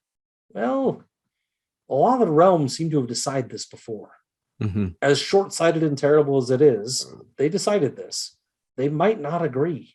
Like, it's a little positive thinking, I guess, is what I'll label it. Yeah. He seems sincere when he says it. A part of me was like, if I saw that on paper, I would be like, he's just trying to tell her what she wants to hear, because he's like, yes, they'll have to. Can we please go back to camp now? But he sold it. The actor sold it. It was well done. Yeah. Right. Yeah. Which leads me to believe that he's also, maybe that's a look into maybe some of the style that Kristen Cole would espouse, where we're in a position of leadership of like, if you're queen, you're going to be queen, and I'm going to make them accept you, type of thing. That's true. So, there is a bit from Fire and Blood. I don't think it happened in the show, but they say Sir Kristen Cole protects Rhaenyra. Who protects Rhaenyra from Kristen Cole? Kristen Cole. And this scene by the fireside had me thinking about that. Mm-hmm. This is one-on-one time. This is mental manipulation. This is flirtation. This is a place where he can make a mark if he wants to. Where could this go? Yeah. I don't want to spoil anything. Then, of course, he's hit by a car. And I guffawed. It was not a car, of course. It was a boar. It was a boar. You're like, ah. He wrecked him, dude. And yet, took him no injuries. Out. Kristen recovers and kills the boar as it's savaging Rhaenyra, or stabs it once. He stabs it. Yeah. And then disappears. He stabs it. We get a faraway shot of him stabbing it. And then the boar is still floundering around. And what does Rhaenyra do? She goes Arya Stark on that boar. Yeah. Very reminiscent of how many? Yeah. Mm-hmm. Yeah. For sure. Very cathartic for her. It was. Yeah. What do you think she was exercising there? Ooh, agency and being able to actually choose. It's super obvious how juxtaposed it is that while her father is out hunting in this very manufactured, given to you on a silver platter manner, which we're going to talk about in just a second. Yes, we will. She is out just like ferally destroying this animal, right? On her own, in the exact opposite of the way that Viserys is hunting. And it's kind of a grossly beautiful little scene. Blood spurting all over her and letting it all out. You get the feeling that Rhaenyra has been holding back for years. This frustration and rage and consternation at her situation, and this is a chance for her to literally just let it all go. And the evidence is left on her face and her hair, and she doesn't wash it off, and she leaves it there. Well, she washes her face, but it's still on her hair. Yep, I think that's intentional. I think she left it there on purpose. Might be. But I think it's certainly meant to mean something to us, that she has kind of exorcised some of these demons that she's had over the last couple of years of being ignored, of being replaced, and that she's going to maybe confront them. I think it's meant to be a symbol, I think, but we'll see. Yep, it works. Also, just that whole scene was pretty intense. You know me, I don't watch a lot of really intense movies, but I feel like this scene that waited for the boar to come out like 5 seconds longer than most scenes like that I see. It's usually like a couple seconds. It's really scary. And then this one was like, it made you wait, and it like panned the camera around. Yeah. It took its time. It went from Kristen's face to Rhaenyra's face to the woods. And then 7 seconds later, boar comes running out. Yes. Yeah. Yeah, I agree. They shot it really well. Yeah. It led to the tension. It helped a lot the way they did it. Yeah. In my reading, I'm going to call it reading, not research, because research denotes a lot more than just looking up something on Google. Boars don't often attack humans unless they're feeling threatened. But those are earthly boars. These, we need to remember, people, these are Westerosi boars, and they might act completely different than earth boars. They are used to people coming at them with spears. So they are more aggressive. They're used to being hunted. Yeah. So we now get, man, maybe my favorite scene in the show. Alicent and Viserys by the fire. Viserys is drunk as a skunk, totally hammered. If you read anything by basically almost any artist, you know that they get their best ideas when they've been under the influence of some sort of alcohol or drug that frees their mind to let them explore. Viserys here is in an interesting place. He's questioning everything. What do you think, Matt? For sure, because he had this dream and he was very confident in the dream. He always wanted to be a dreamer, he says. And that's such a great commentary on his personality. I wonder if that's why he didn't focus so much on his martial abilities, his his ability to sword fight or something, because this was how he was going to set himself apart as a Targaryen. He was going to be one of those visionary ones whose dreams are remembered throughout the years. Like Aegon was. The dream that only the kings know about. But now all of that is being called into question, and he just can't deal with it. It's just so much for him. He's doubting the dream, then he's doubting the fact that he doubted the dream, and now it's out of control. Yeah, it's a fucking cycle, right? Yeah. So we know, based on this show, that Diana had a dream to get out of Valyria. We know that Aegon had a dream, the Song of Ice and Fire.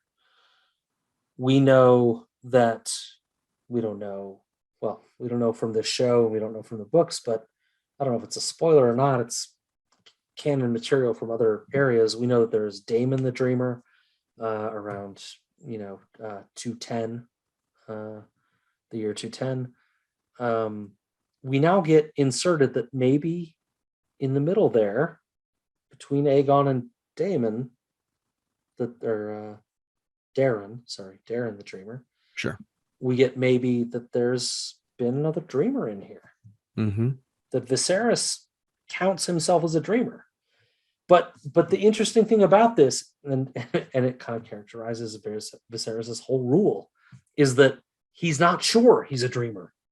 He doesn't have the confidence of his convictions to know that his dreams are actually real. He, in fact, put them to bed years ago because he never could have a son, and he thinks he killed his wife, and there's some legitimacy to that.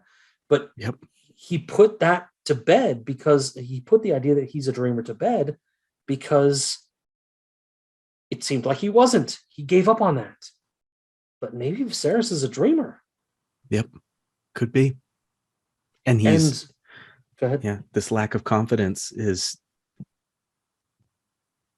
calls that into question for him and for us, and maybe spoils that whole legacy that he could have had. What legacy, though, Matt? Like, that legacy that he could have had is Aegon II, not Rhaenyra. Faux show. Yep. So would he have just been continuing as yet another cog in the wheel, perpetuating this Targaryen patriarchal line, so I love that he went against the grain. I love that he messed up. So me too, but this whole episode to me kind of hinges on this scene and the later one with the stag, where he's questioning, like, did I make the right choice? Maybe my visions were real. Yep. I got this stag here. I had this vision that I believed in for a long time. I gave up on it. Like, I don't know the timeline for the show. 5 years ago, 8 years ago, I gave up on it. And I named Rhaenyra the heir because I thought I'm not a dreamer. But holy crap, maybe I was. And I did know what the future was. What have I done? What have I done by naming Rhaenyra? But I really still want her to be queen. I want her to be happy. I made this choice. I want it to be so. I can't, though. If all this is happening, oh no, what do I do? Well, and that's the problem. What do I do? He's not a good decision maker, right? Yep. Viserys is not good at like seeing the facts, making a choice, and sticking to it. That's part of what is, I think, is what is bothering him so much about this, is that this is one time where he made a decision. Where he made a decision. This is garbage. I'm moving on. Rhaenyra is the heir. This is the correct path. And now the heart and all this political advice and all these portents and signs and people telling me I should be doing something different is second guessing something I made a decision about long ago that I knew was right. Yeah. So it's like, even when I do step up and make the hard decision, exactly, here I go again. Exactly. Yeah. So, yeah, like I said before, that's the whole theme of this episode. Well, you mentioned the hunt. You want to get to it? Let's get to it. Yeah. It's so silly. It's so silly. It is and it isn't. It's this both. Whole idea of a hunt, he has to. It's just so different from the scene we just saw with Rhaenyra killing this boar. Yeah. He has a stool brought to him to be able to get off his horse. He doesn't even have to get off his horse normally. Yep. They've got dogs. He's and they've 70 years old in this timeline, Matt. Of course. Yeah. In the Fire and Blood timeline, he's like 31. 30 something. Yeah. Yeah. They've got the stag held by 4 different guys surrounded by hounds. One of which is Harwin Strong. We got Breakbones there. He did 0 hunting other than smelling the poop himself or feeling it in his hands and getting infected, like Eliana said. They have to tell him exactly where to stab to kill it. And he misses once. And he still misses. Yeah. But it's become so much more than a hunt. It's become it's like a exercise. An exercise? Yeah. It's a chore. It's like a tradition. Like, yeah. I don't know. But okay, so I didn't plan on bringing it out this way, but like if it had been the White Hart, right? That scene would have felt totally different. Right? This is the goal we've all been looking for the last 2 days. And here it is. And yes, it's manufactured, but it's a king facing off against a king and you're conquering it and you brought it low and it's a sign, it's a portent. But when it's just a regular stag, it's like it's just a manufactured kill with the spear you've been given, and who cares? Yeah. There's no symbolism around it, right? Right. I almost wondered if he was slightly disappointed that it wasn't white, because if it was the white stag, then he would just know. And he'd be like, okay, at least I know now. Yeah. Like, it really is supposed to be Aegon. I can tell Rhaenyra that it's the will of the 7. She'll still flip out probably, but at least I know now. Yes. But absolutely. this doesn't make his situation any better. And you can see it written all over his face. It does and it doesn't, I think. So my note says, okay, all that doubt from Viserys at the fire the night previous and the whole night when he's drinking and talking to people about, the hierarchy and who the heir is and everything. I think in the moment when that stag isn't white, all of that anxiety disappears. He's saying, I'm sticking with Rhaenyra. That's when he knows Rhaenyra is the heir. That's when he knows. And he's relieved to some degree because that's the choice he made. and he's now confirmed. He doesn't feel bad about it, but also he's disappointed because that's also when he has to confront his dream. He's not a dreamer. Yep, exactly. He's not a dreamer. I'm putting that to bed again. I got some hope again these last couple of days where it's like, maybe my dream was real. But no, man, the stag isn't even the white hart. Like, it's dead. So I made the right choice, but he a small part of him wanted that to be real. Mm-hmm. Exactly. But also it's a really cool character thing because conflicted is Viserys. That's like his whole bailiwick. That's like the thing he does. Conflicted. He says later in the episode, make some people happy to anger other people. That's paraphrased, but he never knows the answer, right? He's been thinking this whole episode, oh, maybe I am a dreamer. Maybe I'm right. And the stag is brown. He's like, oh, never mind. No, I was right. Rhaenyra is the choice. This was the moment to me where he was like, Rhaenyra is the answer. When he said, yeah, exactly. When he said, my doubt, I doubted for a time. This was the end point of that time. You can see it in his face.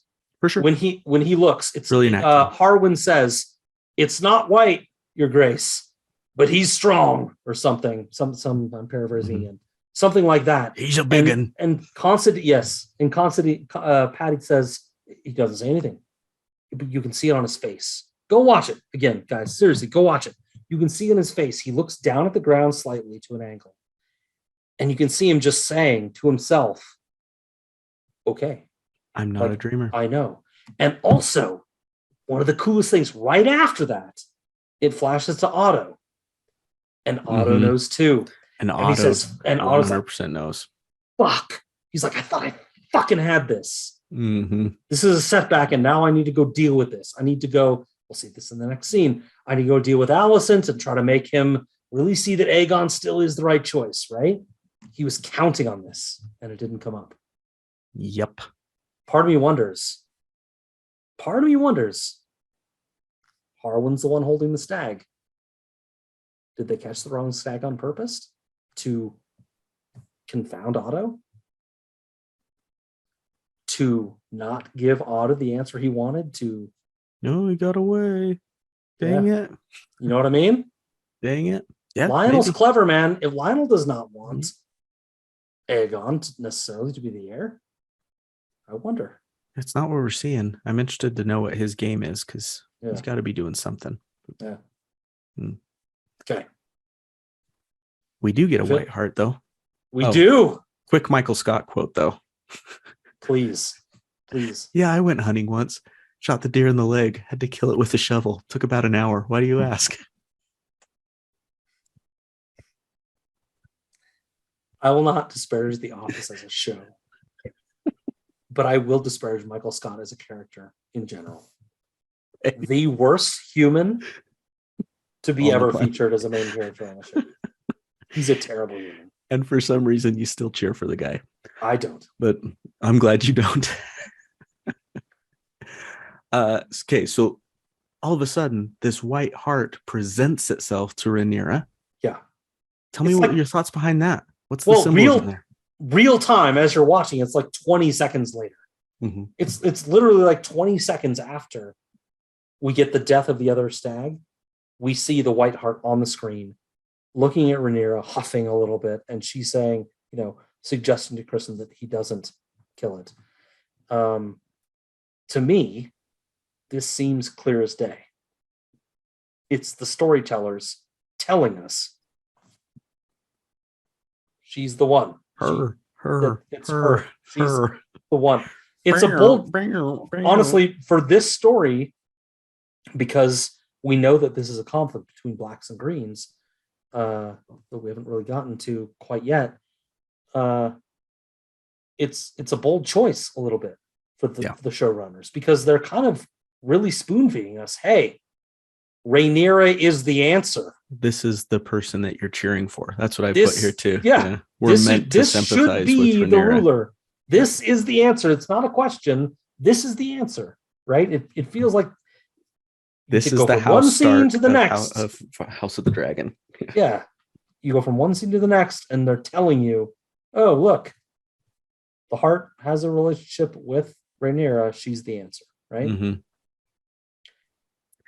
The only other thing I thought about here is what would Kristen would have done with that sword? Like, he really ain't catch that deer or anything. Like run after it. He just runs away and he's like, oh, sorry. Got away. My bad. I thought I was a better hunter, I guess. I saw him draw the sword and I was like, what are you gonna do with that thing? Like, it's stupid. Big old freaking stag. Yeah. Stupid. Okay.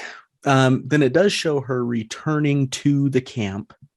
Yeah. And everyone sees her. Yeah. And that's where I think that staying bloody was absolutely intentional. She doesn't know what happened with the White Heart at this point, or with the stag and everything, what Viserys did. Nope. But she knows that everyone's looking at her. Everyone. And for a time, she seems like the heir to me. I think that's her most like heir looking moment. This is her Vigo hero shot. Yeah. When Vigo like opens the doors, is like, sorry, Lord of the Rings, guys. If you ever watched Lord of the Rings, I think it's Two Towers, this one. Go watch Two Towers. Viggo Mortensen opens the doors and strides through, and it's like hero shot. And Scad's like, I need to go change my pants. Already did twice. But it's all it's all the same men that just saw Viserys participate in this manufactured killing. Yep. That he still found a way to botch.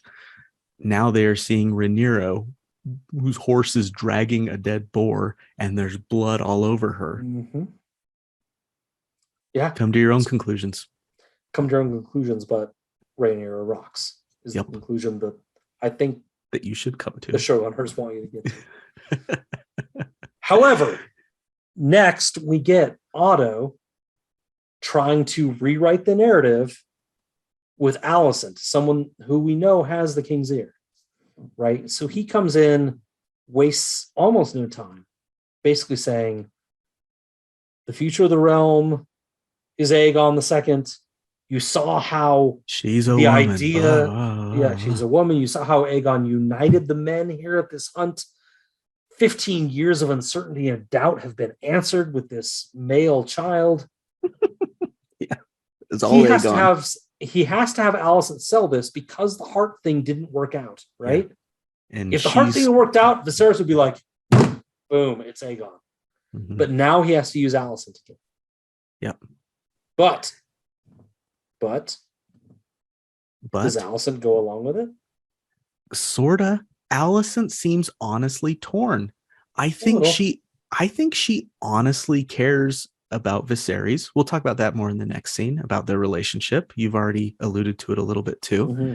And she honestly cares about Rhaenyra too. She's torn between family. She knows how hard this is on her husband. He doesn't hide these things from her. She was with him at the bonfire and saw his little breakdown he had there. So she's torn between that. And she's also torn between what she perceives as her duty to the realm, which is to sire the next king.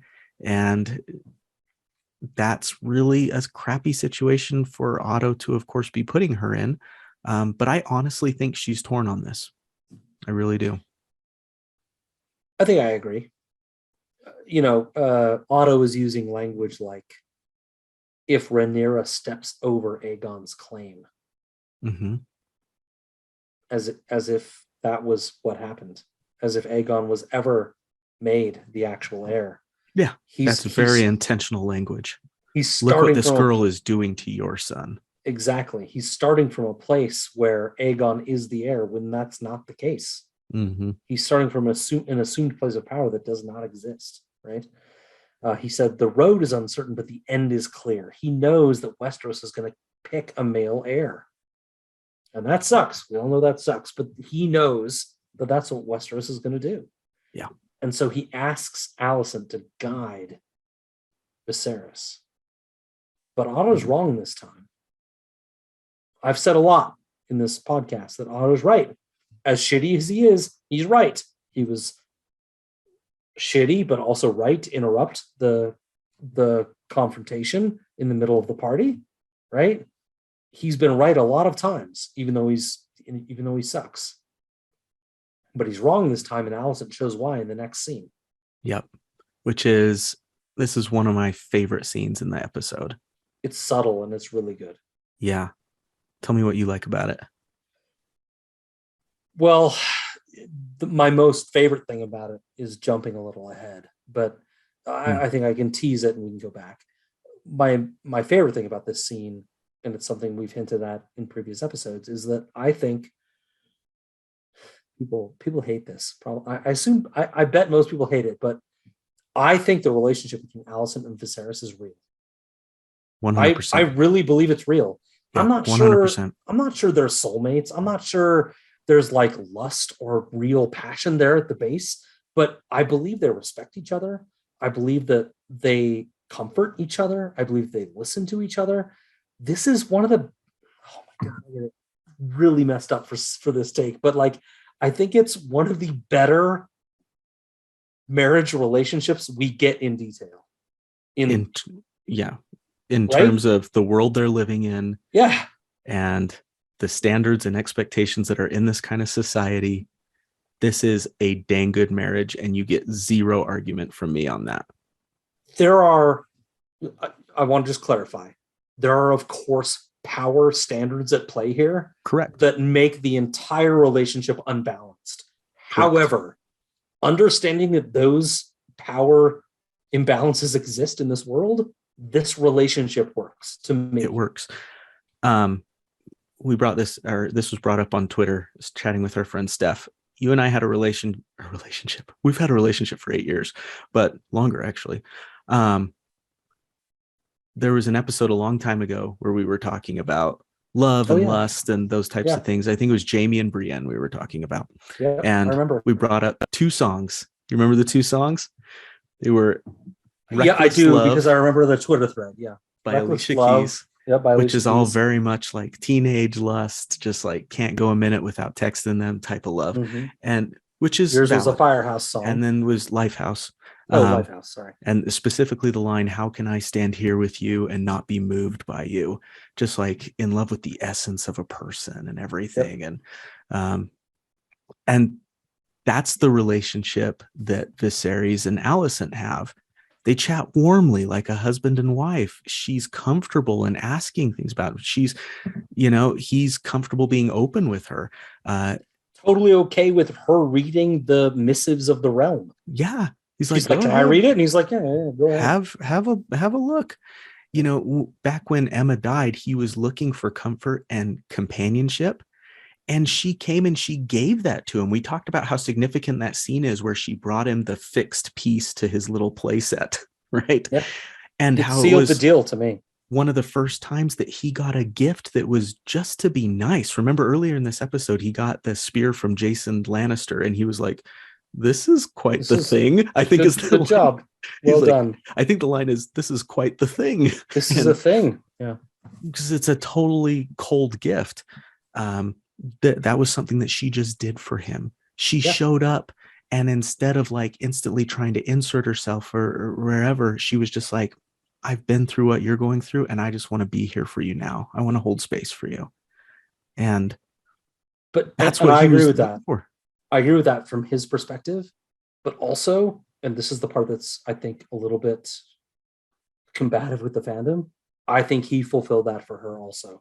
Yes. She's alone here. Mm-hmm. Like she has Rhaenyra, but that's quickly going to be ruined. And her father pushed her into this terrible situation. But I think she actually found someone that she can relate to. They have kind of a similar nature to them. Like Yeah. they're both considerate and Slightly calm and easy. Yeah. patient. Kind of They're interested easygoing. in Mm-hmm. history and other things that Little bookish. yeah, a little bookish. Yeah. She's been emotionally abused by the men in her life up to this point. Yes. Her dad, and And now it looks like her uncle wasn't much better, maybe worse even. mm-hmm. And I'm not even actually saying that her relationship with Viserys started non-abusive. He had the power in that relationship. Sure. But I And we think don't they know that part. found a place where they respected each other. And Mm-hmm. that's I've seen just a lot of negative stuff about Viserys in general. And I don't see it. Like he's ineffectual. He's not As a leader, powerful. as a king, yep. He's not As a good decision at maker. making choices and sticking to them. He's Mm-hmm. bad at making hard decisions. He's bad at a lot of stuff. But I feel like he's a good partner. Yep. And a good partner to Allison, a great partner to Emma is what we saw. other than the fact that, he killed her without giving her consent. But he loved her for sure, and she loved him. That was clear in their scenes together. Yeah. He says to Rhaenyra in the next scene, find one that pleases you as I did. Find one that pleases you as we'll I get did. to that. Yeah. Anyway, well, we went way off on that one. Well, yep. I'm glad that we agree on it. Me too. And then it comes out. If no one else does, at least we do. At least we do. We're gonna get reamed for it. But then Alicent comes and gives and the original intent was for her to come and talk about Rhaenyra, and she kind of leaves it off with like, Rhaenyra will be okay. She just has to believe that it's her choice to do it. Yes. And then the real good that she does here in this conversation is helping put into perspective the war on the Stepstones and what he needs to do. Yeah. So I want to go back to the other part first. Okay. So it's an interesting disparity between this episode and previous episodes, because Alicent in this episode gets advice from her dad. Hey, go fucking sell Aegon. Go do it now. Aegon is going to unite the kingdom. You need to make that happen and convince him, because he won't get there himself. And instead she goes in and she's like, Rhaenyra will get there. Yep. Trust her. Let her come to it herself, and she'll get there. She it. Totally ignores Otto. She's moved on from that. And that's part of, honestly, I don't want to oversell it, but that's part of the relationship with Viserys, I think. She sees that through Viserys, she has gained power and agency where she can just be herself. Read letters. Yeah. Right? And give the advice that she thinks is real and not be owned by her dad. Right? And that's, maybe you could argue, I'm sure maybe some people would argue like she's just trading Otto for Viserys as some sort of controlling force, maybe, but I feel like that relationship with Viserys is much more give and take. And it doesn't feel abusive or manipulative. At least less so. At least. Anyway, we can move on from that part, but she does ignore Otto and gives her own advice to Viserys about Rhaenyra, seemingly from a very good place inside her heart, trying to help Rhaenyra and Viserys. Both. And Viserys, yep. Right? Family. And that's good. And yes, then to get to your point, the main point that she really provides is perspective. Okay, so you're struggling. Like, these are very personal relationships that you have with your brother and the Stepstones and all these things, and they defied you and all this stuff. But like, I built a character recently in a role-playing scenario where his main principle is what is the best for the most people. Like he tries to make decisions always based on what is the best for the most people. Mm-hmm. And she plays that with him. She says, okay, forgetting all the brother stuff and, the how's it going to make me look and all those things, what's going to help the realm the most? Is it better for this guy to die or to live? Yeah. What do you think of that? Think of it that way. I think it's brilliant. It's exactly what he needed. He is so mired about the effing politicking, he says earlier in the episode. And she completely reorients him. Who's going to think what of me? Yeah. You're the king. You're supposed to protect these people.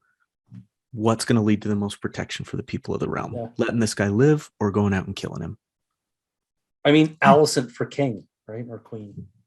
Like I feel like she's pretty wise. She comes off as a great queen. She really does. Like, I don't want to spoil anything. But those of us that read Fire and Blood have some very conflicted feelings right now. But like, correct. She seems great.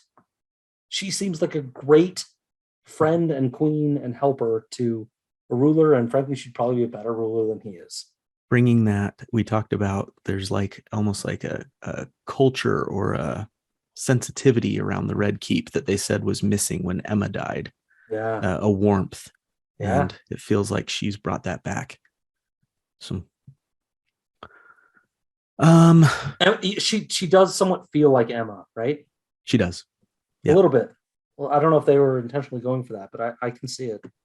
Yeah. Well, I think they needed to sell that idea that Viserys picked someone who would please him. And he loved Emma so much that, of course, he's going to seek someone that has kind of those same qualities. And I agree with that. And I think that's going to be important in the next scene. But before we move on, I just want to point out one thing that Viserys says in this scene, which I think wraps up his character completely. Okay. I think we referenced it earlier. Oh. She Alicent says to him, "What do you think, my king or my husband?" I don't remember exactly. Babe. He says, babe, whatever. I think I'm doomed to anger one person in the pleasing of another. Yep. And so I feel like this just encapsulates Viserys. He feels like a victim at all times. He doesn't feel like he can make tough decisions. And he always wonders about the people that he's upsetting when he makes decisions. I feel that. Right? I'm a big time, who am I upsetting by this? Big time. I am too. I don't think it's abnormal. I think it's hard, though, for a king. Right? That's a lesson it seems like you have to learn early on as a ruler of any sort, a leader of any sort. Totally. You're not going to be popular with everybody.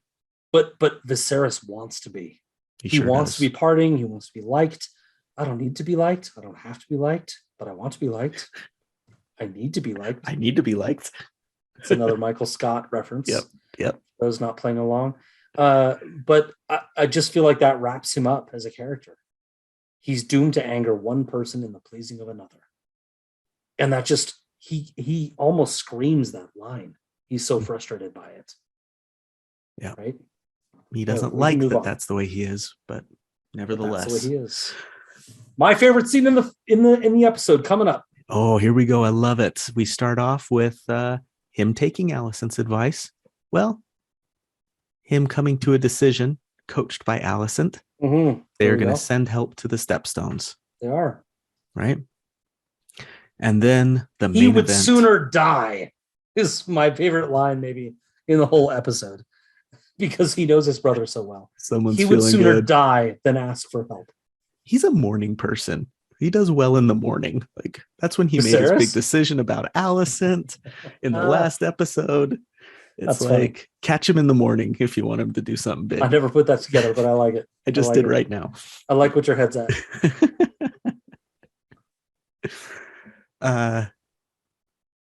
Then we get to Rhaenyra and Viserys. It's your favorite scene, so I want to give you a chance to talk about it. I just want to point out that these blow-up chats that are spaced out by years, that's not a healthy way to go about these relationships.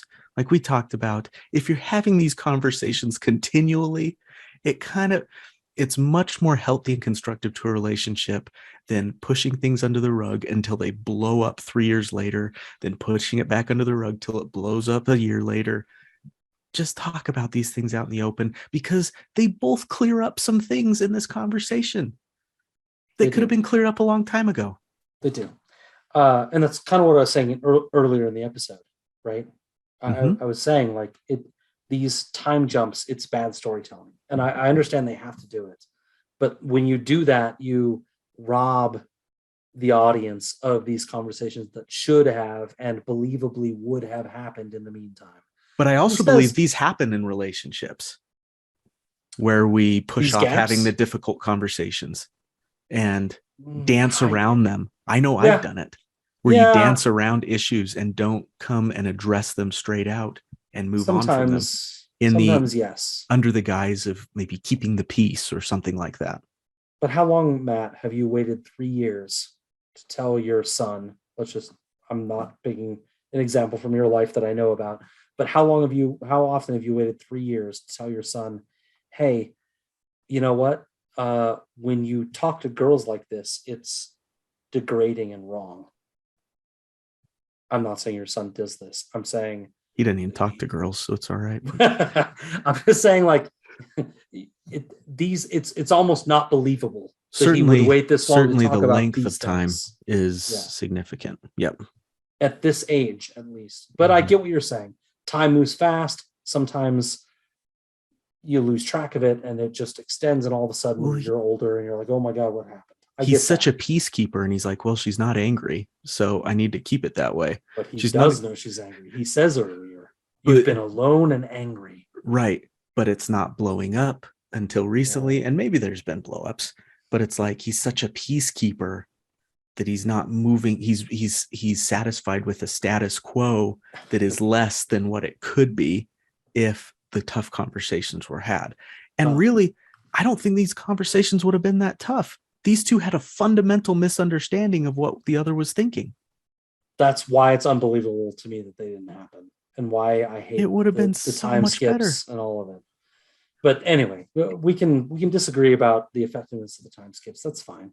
Regardless, we are where we are. We are where Rhaenyra has a completely disassociated understanding of where Viserys's head has been this whole time. The whole time. And Viserys has done, I don't mean to put all the blame on Rhaenyra at all. Viserys has done a terrible job of Absolutely explaining to her where his head is. Like, it's on him to tell her. He's the older What do guy. you expect her to think? He's the parent. You have to, almost inflict upon her what you actually think. Because as I've learned from dealing with counselors, if you don't give details about the situation, humans will fill the empty void with negativity. Right. They will. And that's the what Rhaenyra's we done. Tell are always negative. Yep. Rhaenyra has filled her head with the fact that as soon as this baby was born, I was replaced. And apparently, because of what I call bad storytelling and what Matt says is sometimes time slips away from you, he never addressed this with her in these last 2 years, that he still thought of her as his heir. And that he was just trying to set her up to be in the best possible situation with the best king consort that he could find for her that would also make her happy. Yes. That all these things I've been trying to do for you. He would have just told her that. About making you happy and about solidifying your claim and about getting you an heir and making you seem a more stable and better choice for the realm will deflect all of this Aegon stuff. Yeah. But I guess if maybe you had a conversation with her, maybe she would have understood that. Right. And you didn't. So that's on you. House Lannister is like all those things you said. You marry House Lannister, a house of wealth and everything, and the stuff the influence that House Lannister has on the entire realm, that can really help you when you're a ruling queen in an unpopular situation. Yeah. That's all I'm trying to do for you here, sis. Yes. But he never tells her that. Yeah. This is about your claim. This is about reinforcing your claim, not about replacing your claim. Yep. These are the reasons I'm doing this for you, right? It's just this conversation needed to be had earlier. Yeah. Like 2 years, like years ago. Like as soon as Alicent was pregnant, you should have just taken it to the side and been like, hey, listen, just a touch base. Yeah. I want you to know, my daughter, you are my heir. Let's talk about how we cement you. Now that your brother is born, it's going to be a little more complicated. We need to make sure that everyone sees you as powerful and in control. Yeah. So I want you to accompany me to these things. I want you to speak up in these types of situations. You gotta hunt once in a while. Yeah. Yeah. All right. So we move then. So after all of that, after he's kind of convinced Rhaenyra that he's been trying to look out for her, I'm not sure how much he believes it, but I think he does a pretty good job of telling her, like, I'm looking out for you. He eventually caves. She says, if it were all about advantage, you would have married Lyanna. And she wins the argument in that moment. Yeah. Right then.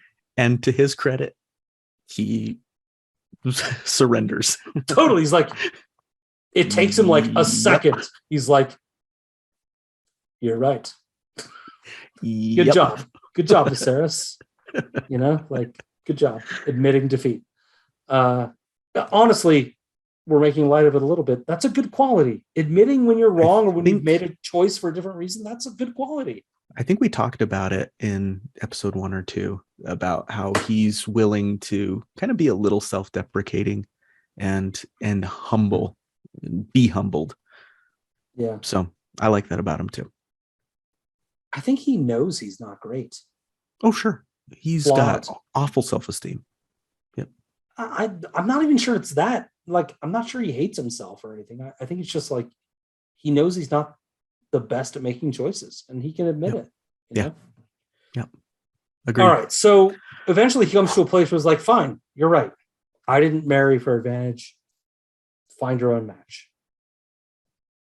Love it. Okay. Very, very progressive. Yep. But he says, strengthen your claim, shore up your succession, multiply. And you can see that it's a brilliant shot. It's just 3, 4, 5 seconds where they put the camera on Rhaenyra and she's listening to him say this, shore up your succession, multiply. And you can almost see her mind shift. Like, oh, this is about maintaining power and making it about my legitimacy. This is a little bit bigger than just me. Yeah. And my feelings. Exactly. This is about my future, right? Very, what is it? Aegon the Fifth, I think. Egg from Duncan Egg that marries for love and encourages that. Other Targaryens have had this opinion. Other Targaryens have also just done the whole marry your siblings thing, but she gives a great little smile after he gives this little speech. It's a tiny little thing. And Matt, all I wanted in that moment was for them to just hug. When I want you to be happy, I want you to make your choice, find your own match. Just give me a hug. I feel that to hug so bad. I wanted it when he says Rhaenyra as she's walking out. I wanted him to just be like, "I love you, kiddo," or something like that. Have they hugged? We should go back and look. Have they hugged at all? I don't know they've ever touched. Ugh, let's see. Fucking disturbing. Like, just give the girl a hug. Yep. I love you, kiddo. Yep. Okay. We also do get I did waver, which I don't want to leave out. He's like, while we're being honest with each other. I did waver. I thought about replacing you, right? And I'm glad he threw that in there. It's not something he had to throw in there. But it's just like I'm being completely honest and open with you. Exactly. Trust me. Yeah. I liked it too. Yep. So then we got a completely different television show at this point. Yeah. Do you want my defense of Viserys now, or do you want it in the Dragons After Dark section? Well, if it's going to get spoilery, let's wait. But yeah, we can wait. Let's wait. Yeah, we I want you to feel unencumbered by spoiler tags. So I don't think it's spoilery, but we can let's keep going. Okay. It's a bit tangential. So we move to a war council on the Stepstones with the leaders of the Valyrian army. And it's becoming obvious that they are getting trashed. This huge fleet, biggest fleet in the kingdom, only has 16 to 18 functioning ships at that point.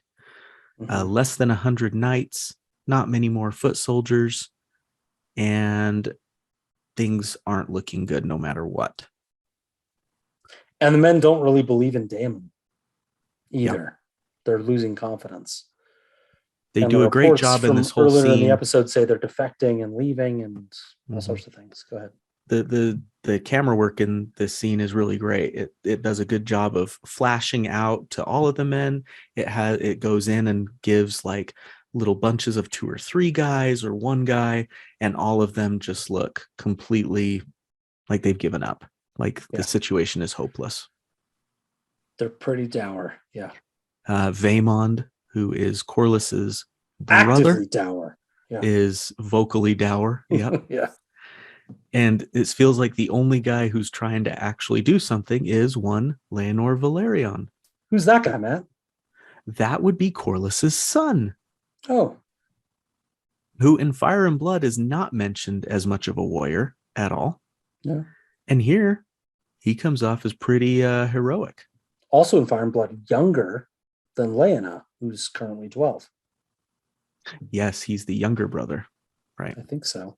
I might have screwed that up. I think I'm right.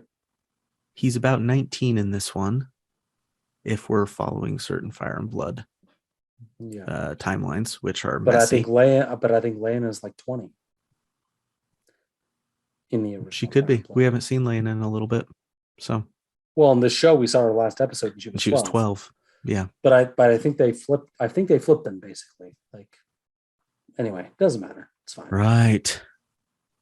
One thing that I noticed is when they're looking at the battle map, they talk about how we send the dragons, so plural, which we've always known there's Caraxes, but then we know there's sea smoke that we see later on. One of the best moments in the series comes flying through there. But then if you look at the battle map, there's actually 3 dragon pieces laid out. So I wonder if Melee's, Rhaenys' dragon, is around when needed. If homegirl goes to war every once in a bit, which I'd love to see. I really want it because Rhaenys is my favorite character from Fire and Blood. Be so cool. Wouldn't it be so cool? Well, one of my top 2 or 3 characters from Fire and Blood anyway. My favorite character from this kind of time frame. But wouldn't she have shown up for this battle if she was there? I don't know why she's not there. I just noticed there were 3 dragons there. I didn't see that. I should go back and look at. That's interesting. Huh. Yeah.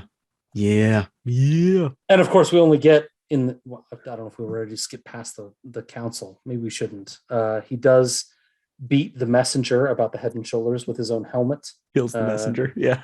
When he gets the news that, man, such an interesting relationship. Like, he literally beats a guy almost to death with a helmet because his brother said, "Hey, man, I love you. I'm going to send help." Right. Because it takes away the glory from him. Let me just, but let me just comment for a minute about how messed up that is. Okay. Because Daemon, listen, I know a lot of you love Daemon. He's fucked up. He's got amazing emotional issues. He's really problematic. And if you get a letter that says, "Hey man, I love you, I'm sending help," you running off to commit suicide is not probably a healthy response. And that's what he goes to do. Daemon is a mess, and everyone worshiping him should maybe think twice about it. He's a mess. Just temper things a little bit, at least. You can like the guy. We like who we like, but temper it a little bit. Matt, thanks for pulling me back. I appreciate it. I got you, brother. I'm just saying I'm right, but I appreciate you tempering. Sure. What he does to the messenger reminds me of what we saw from Rhaenyra earlier. A lot of pent-up aggression that just came out in that moment. This is the thing about the letter. This aid will deliver us the victory, Viserys says. This aid will deliver us the victory that has thus far evaded us. That's the exact verbatim language of the letter. So if you work for something, you see his face as he's reading it, and it's become a great meme now of Daemon's face as he's reading the letter. He's reading us, and he's like, "Bull crap, us, bull crap," and he loses it. That's fair. It's fair to be. Listen, I've done a job for a period of time where I wasn't recognized for what I got. I understand how that feels. Like, if you've put in the work for 3 years and all of a sudden somebody's like, "I'm going to come save us. Us are going to succeed. Us is the way." I get being offended by that. You don't beat a guy to within an inch of his life, though, over it. Just the one time I did it. Right. But just the one time. Okay. Well, as long as it was just once. You're right. When you put it in that context, I understand why he's angry. Mm-hmm. Still seems still too much. Right. And so then it's like, also though, Viserys, I don't know whether he did that on purpose, is just a bad communicator. It might be the communication. That was not a good message to send. From his perspective, it was like, I'm showing a unity, that we're together on this. We forget that in Fire and Blood, I actually had this note up top earlier. It's 9 years, this war. 9 years is the war. And actually, it says the Valerian forces with Daemon won many victories, and that Viserys supported the efforts with regular infusions of gold. Yeah. I like that they changed it. I like the way that this works out. I think it adds a lot of depth to their relationship. I think it does a lot for Daemon to kind of have it be something where Viserys swoops in at the last second. We'll probably get to this in Dragons After Dark too, but I'm not sure it's over yet. Right? Oh, sure. We'll get to it. Yeah. Crab Feeder's dead. But Crab Feeder. Yep. Yep. One of two, if you will. What was I saying? But it goes to show why Viserys is now going, okay, I've got to go do this suicide run right now because I've got to keep this glory before my brother comes and takes it from me. So I'm going to go do this right now. Right now. But also, again, looking at the camera, Khalasar, you realize how insane that is, right? Not your best move, buddy. It's not. Committing suicide just to get glory is not good. Like, maybe drop your brother a line. Go fly your dragon there and have a conversation with him and share the glory. Something besides let's go row a boat over there and die is maybe a better choice. Speaking of which, are we ready to go to the battle? Yeah. Uh-huh. All right. You loved it. I saw on Twitter you loved it. Oh, it's so much fun. I mean, it was great to watch. When he lands there and just walking through that whole scene of decomposing corpses and all of that, and it just sets such a visceral, ugly scene. And I was wondering what he was going to do. Did you think he was going to become one-man army when he was sitting there with the white flag and the sword out? Did you think he was going to suddenly pull the knife out of his boot and go patriot on everybody?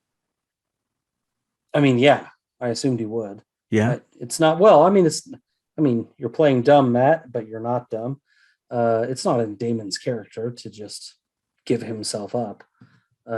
He's an arrogant, brash, aggressive human. And further, we didn't go through it, but in the council scene, Leonor lays out a plan in which is this plan? Which is kind of this plan. It's a little weird because he didn't talk about it with him. Maybe they talked about it before. He's like, oh crap, we got to go like right now. Daemon hoped that Leonor would realize what he was doing. It's a little weird. I hate it, to be honest. But I don't think he ever intended to actually give up. I assume that was his plan, was to attack and go feral. I do believe, as people have posted online too, that he was ready to die. I don't think that was, to him, that felt like a better option than giving Viserys any glory. So stupid. This guy's Khalasar. This guy's a moron. So I did think that he was going to eventually go for the crab feeder, but I thought he was going to give up at first to then be taken to the crab feeder and then figure out a way to go after him. Then I did not think that it was going to be battle on the beach, running through arrows, all of that. So, well, let me. I'm going to be negative about the scene in general, just from a execution perspective. But let me just say, it looks great. It's so cool, fantastically shot. It looks just amazing. As an epic, it's fantastic. I don't think of George's works as epics. I think of them as stories. And I think of them as character pieces. And so when I watch cinematic events that are completely unbelievable and crazy and kind of defy what I think characters would do, I get upset. And so I did not like this scene. But I understand the chords it hits with people. And I understand relishing it and loving it and indulging in it. I get it. So I don't want to be super negative about it. And I'm not going to be. I'm just going to say there are things that defy belief. It doesn't make sense to me. I feel like there's lots of ways they could have handled this war differently. But the scene's badass. Daemon gives a flying jump kick roll into the dirt that is one of the best action things I think I've ever seen in cinema. And then he takes his sword and he does that little thing where he twirls it in his hand, which is super cool. It's later, but he twirls it when he's going after crab feeder. I can see Daemon making that character choice to do that. But obviously the epic battleness of it is a little unbelievable. It's going to take you that long to get hit by the arrows. Like, there were a lot of them raining down on you, and you're going to run through all of them. Now, the archers are quite far away, and it's quite misty. It's hard to see them. But I feel like just from a numbers perspective, and he does get hit. And later, also, the Corliss forces arrive out of nowhere. Like, there's no way they could have gotten there that quickly. But who cares? It's fun. People like the scene. I don't want to rain on it. Like, it's a great action sequence. Damon is a fucking super badass epic in it, and I get it. I get that people want to like it. It doesn't work for me. These scenes very rarely work for me, frankly. I'm much more at home in the council meetings and in the one-on-one scenes between the fathers and daughters. How are you? I don't like these battle scenes. On the next morning, the morning of the third day at Helm's Deep. How are you with that one?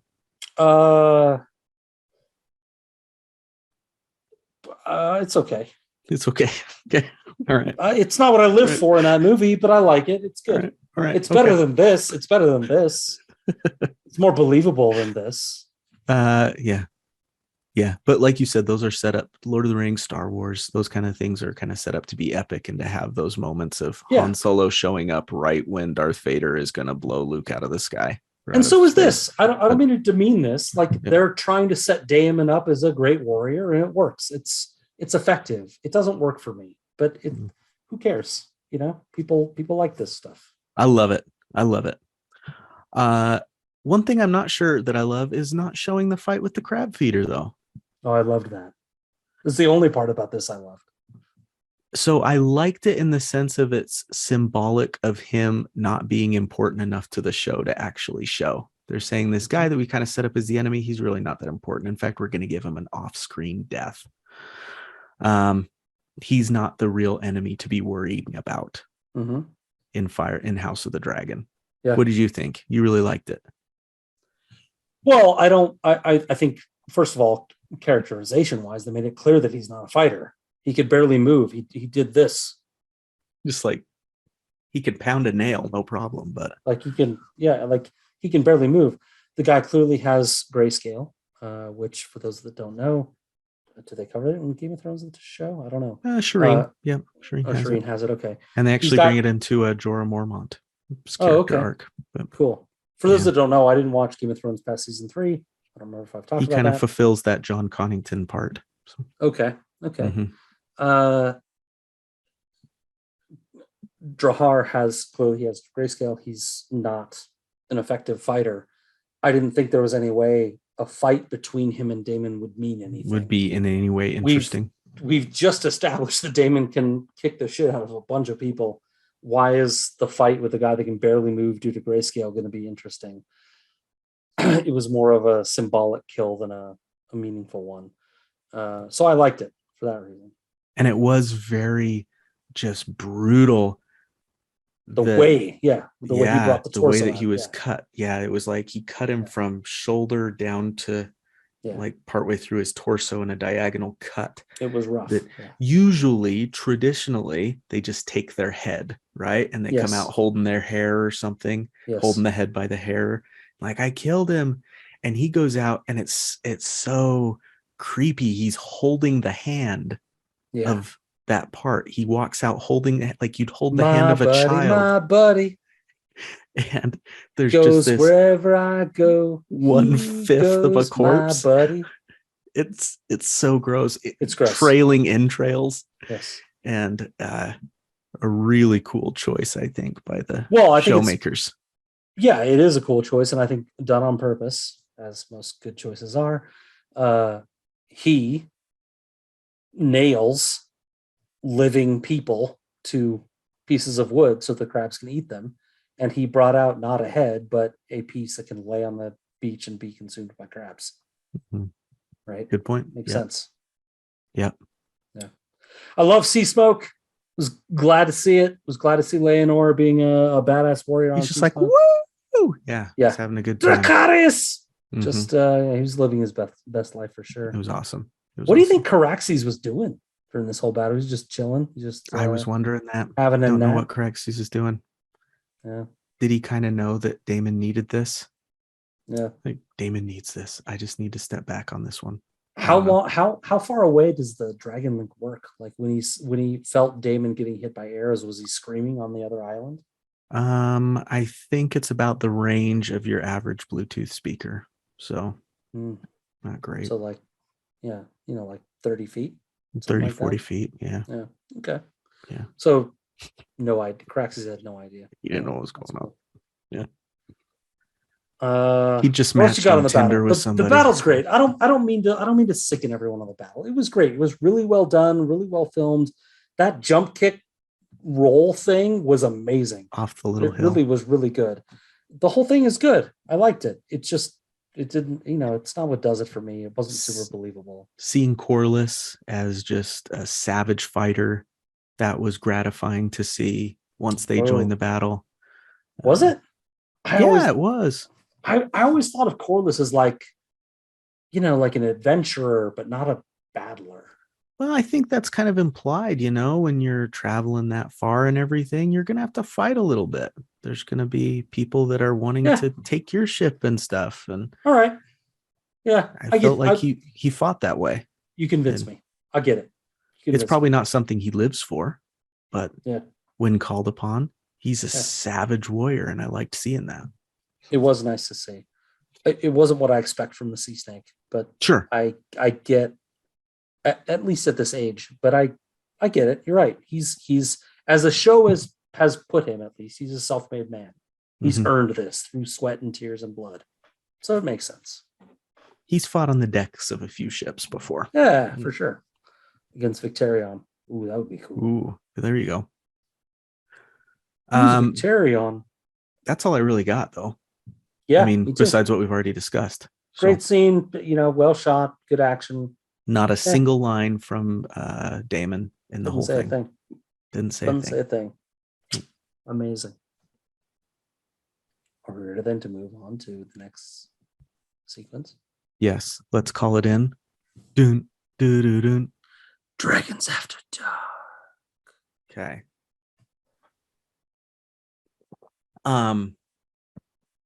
Do you want to talk about Viserys? Oh yeah, I said I had stuff. I'm not sure it's spoilery so much as it's a defense. I really like what they've done with Viserys here. He's flawed. I don't mean to say that he's perfect by any means at all, or that he hasn't made mistakes. But he didn't want to be king. He's for sure not suited for it.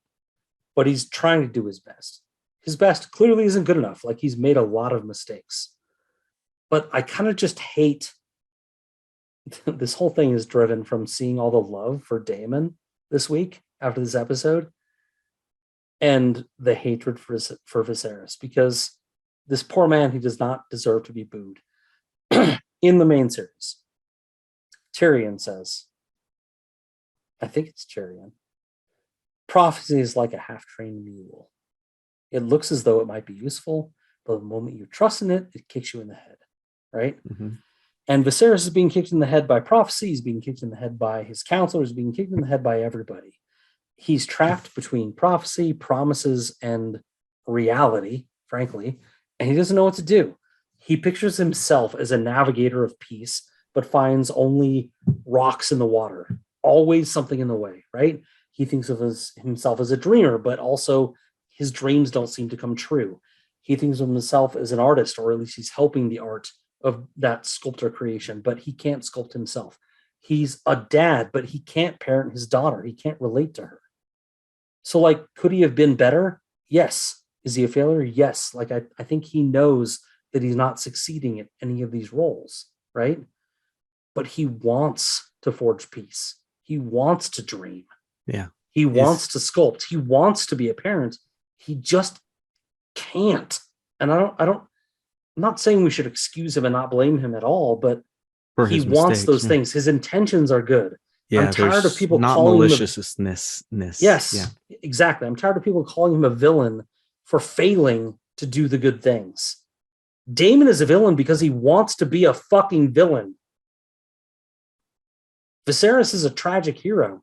He's a hero that fails. He wants to succeed and doesn't have the ability. That's a tragic hero. He doesn't know how to succeed. He wants to do good things. He does. Yep. And I think one of the reasons I like him so much is it's like, I feel that, buddy. I feel that. Yeah. Dude, me too. I don't know that I've ever failed as spectacularly or on such He's a large bad. scale as he has. He fails miserably. Yeah. But I say he's got low self-esteem, and I think he recognizes those failures. Yeah, he does. And he tries to smile.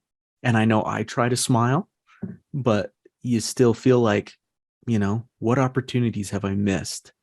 What could I have done that would have set me up to be better today that I didn't do then? And those feelings are all ones that we've had, which is, I love that they've brought that side of Viserys into this show, because Fire and Blood just mentions him as the jovial, fun party king. It is. And this is so great. It's probably the biggest success of the show for me personally. Mm-hmm. I mean, I'm sure it's not for everyone else. Yeah, I think I'd agree. The fleshing out of Viserys as a real person that's not just like, hey, man, partying and tits and wine and I have sex with Alicent and stuff. Like the fleshing out of someone who is struggling with ruling, who wants to take it seriously but doesn't know how to succeed, who doesn't have the skills to succeed. Like it's been my favorite part of the show for sure. Yeah, I don't know that I've ever quantified it as favorite, second favorite, whatever, but if you mention it, I think so. I think that's my favorite part too, is Viserys' characterization and his portrayal by Patty. Fantastic actor. Just give me Emmy now. Like who's an actor. He was on my radar, but I'd never paid much attention to the guy before. And now I want to go check out everything. So you're gonna Malcolm in the Middle this shit? You know me, man. For those that don't know, after Matt watched Breaking Bad, he went and watched the entire catalog of Malcolm in the Middle just so that he could get some more Walter White. Just to get a Bryan Cranston fix. He needed his BC. Yep. I dive all in on things. They hold my attention for a short amount of time, but while it holds my attention, I'm all in, man. All in. Yeah. And I love that about you. So none of that was really too spoilery. No. But we can talk about where he's headed. Do you think he'll die next episode? Think we'll lose him? I don't think so. I think it's going to be a few more. Think we'll get him for one or two more? I think we might get him to the end of the season. I feel like he might last, or at least till episode 9. Maybe 9, and then 10 might be like the kind of like there's maybe that was kind of it. That was a Game of Thrones. Okay, yeah. The big stuff happened in the second to last episode. Yeah, and then the last episode was dealing with it. I think that could be true because the last episode could be setting up a lot of things in the councils, and I don't want to spoil us. Well, we're in Dragons. We're in the spoiler part. Yeah. There's a lot of council stuff that happens, like maybe setting up the real action for the next year. The corpse of Viserys just being left in his bedroom for however long it was. I could see the murder of Lyman Beesbury being the last thing that happens in this season. Okay. Right. And so Viserys lasting until either the last episode or the second last episode. Okay. I mean, they could easily, with the way they've drawn out these episodes, they could easily make those council sessions where they're deciding what to do into a whole episode. Of just like council tales. And they may do it. Yeah. But I think Viserys is going to quickly get based on the proclamation he gave. You are my heir. You will not be supplanted. I can see him easily getting annoyed by Otto going forward, right? And then getting rid of him. Otto being out. Yeah. I don't know if it'll be in episode 4, but I can see it happening. That's what I put down too. That Otto could be on his way out very soon. We of course know that Otto is replaced by Lionel Strong as Hand of the King. Because Viserys got so bugged at Otto constantly bringing up changing the succession. So I was dancing around it most of the episode. That this episode I really feel like is preparing Lionel Strong to become the Hand of the King for all the things that we talked about before. And it's actually giving us a nice introduction into all of the Strongs, the 3 Strongs.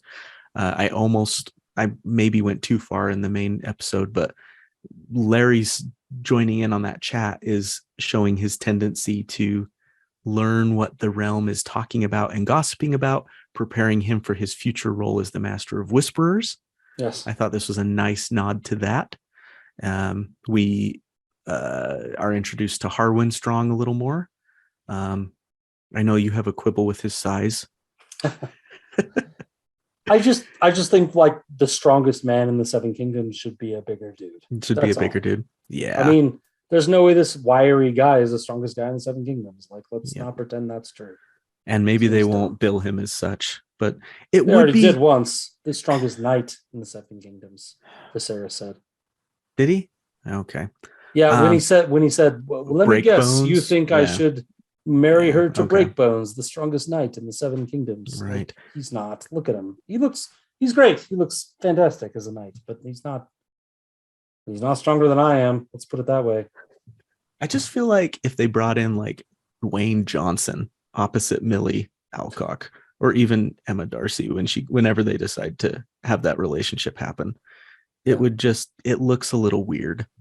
And so I feel like a smaller Harwin is more believable. Plus, he kind of looks like Kristen Cole, and I wonder if they'll play that up a little bit. He's got dark hair and all that. Matt, these days we don't disagree a lot, but I disagree a lot with you here. Yeah, I do. I mean, maybe it's because I'm a bigger dude and I'm just emoting, but like, people like bigger dudes sometimes. They do. I just don't think on screen he's going to look great with the characters they have Who playing cares what it Rhaenyra. looks like? Let's be realistic. Everyone cares. A big dude can be with a small chick. This can happen. It can absolutely happen. This is not like... It can absolutely happen.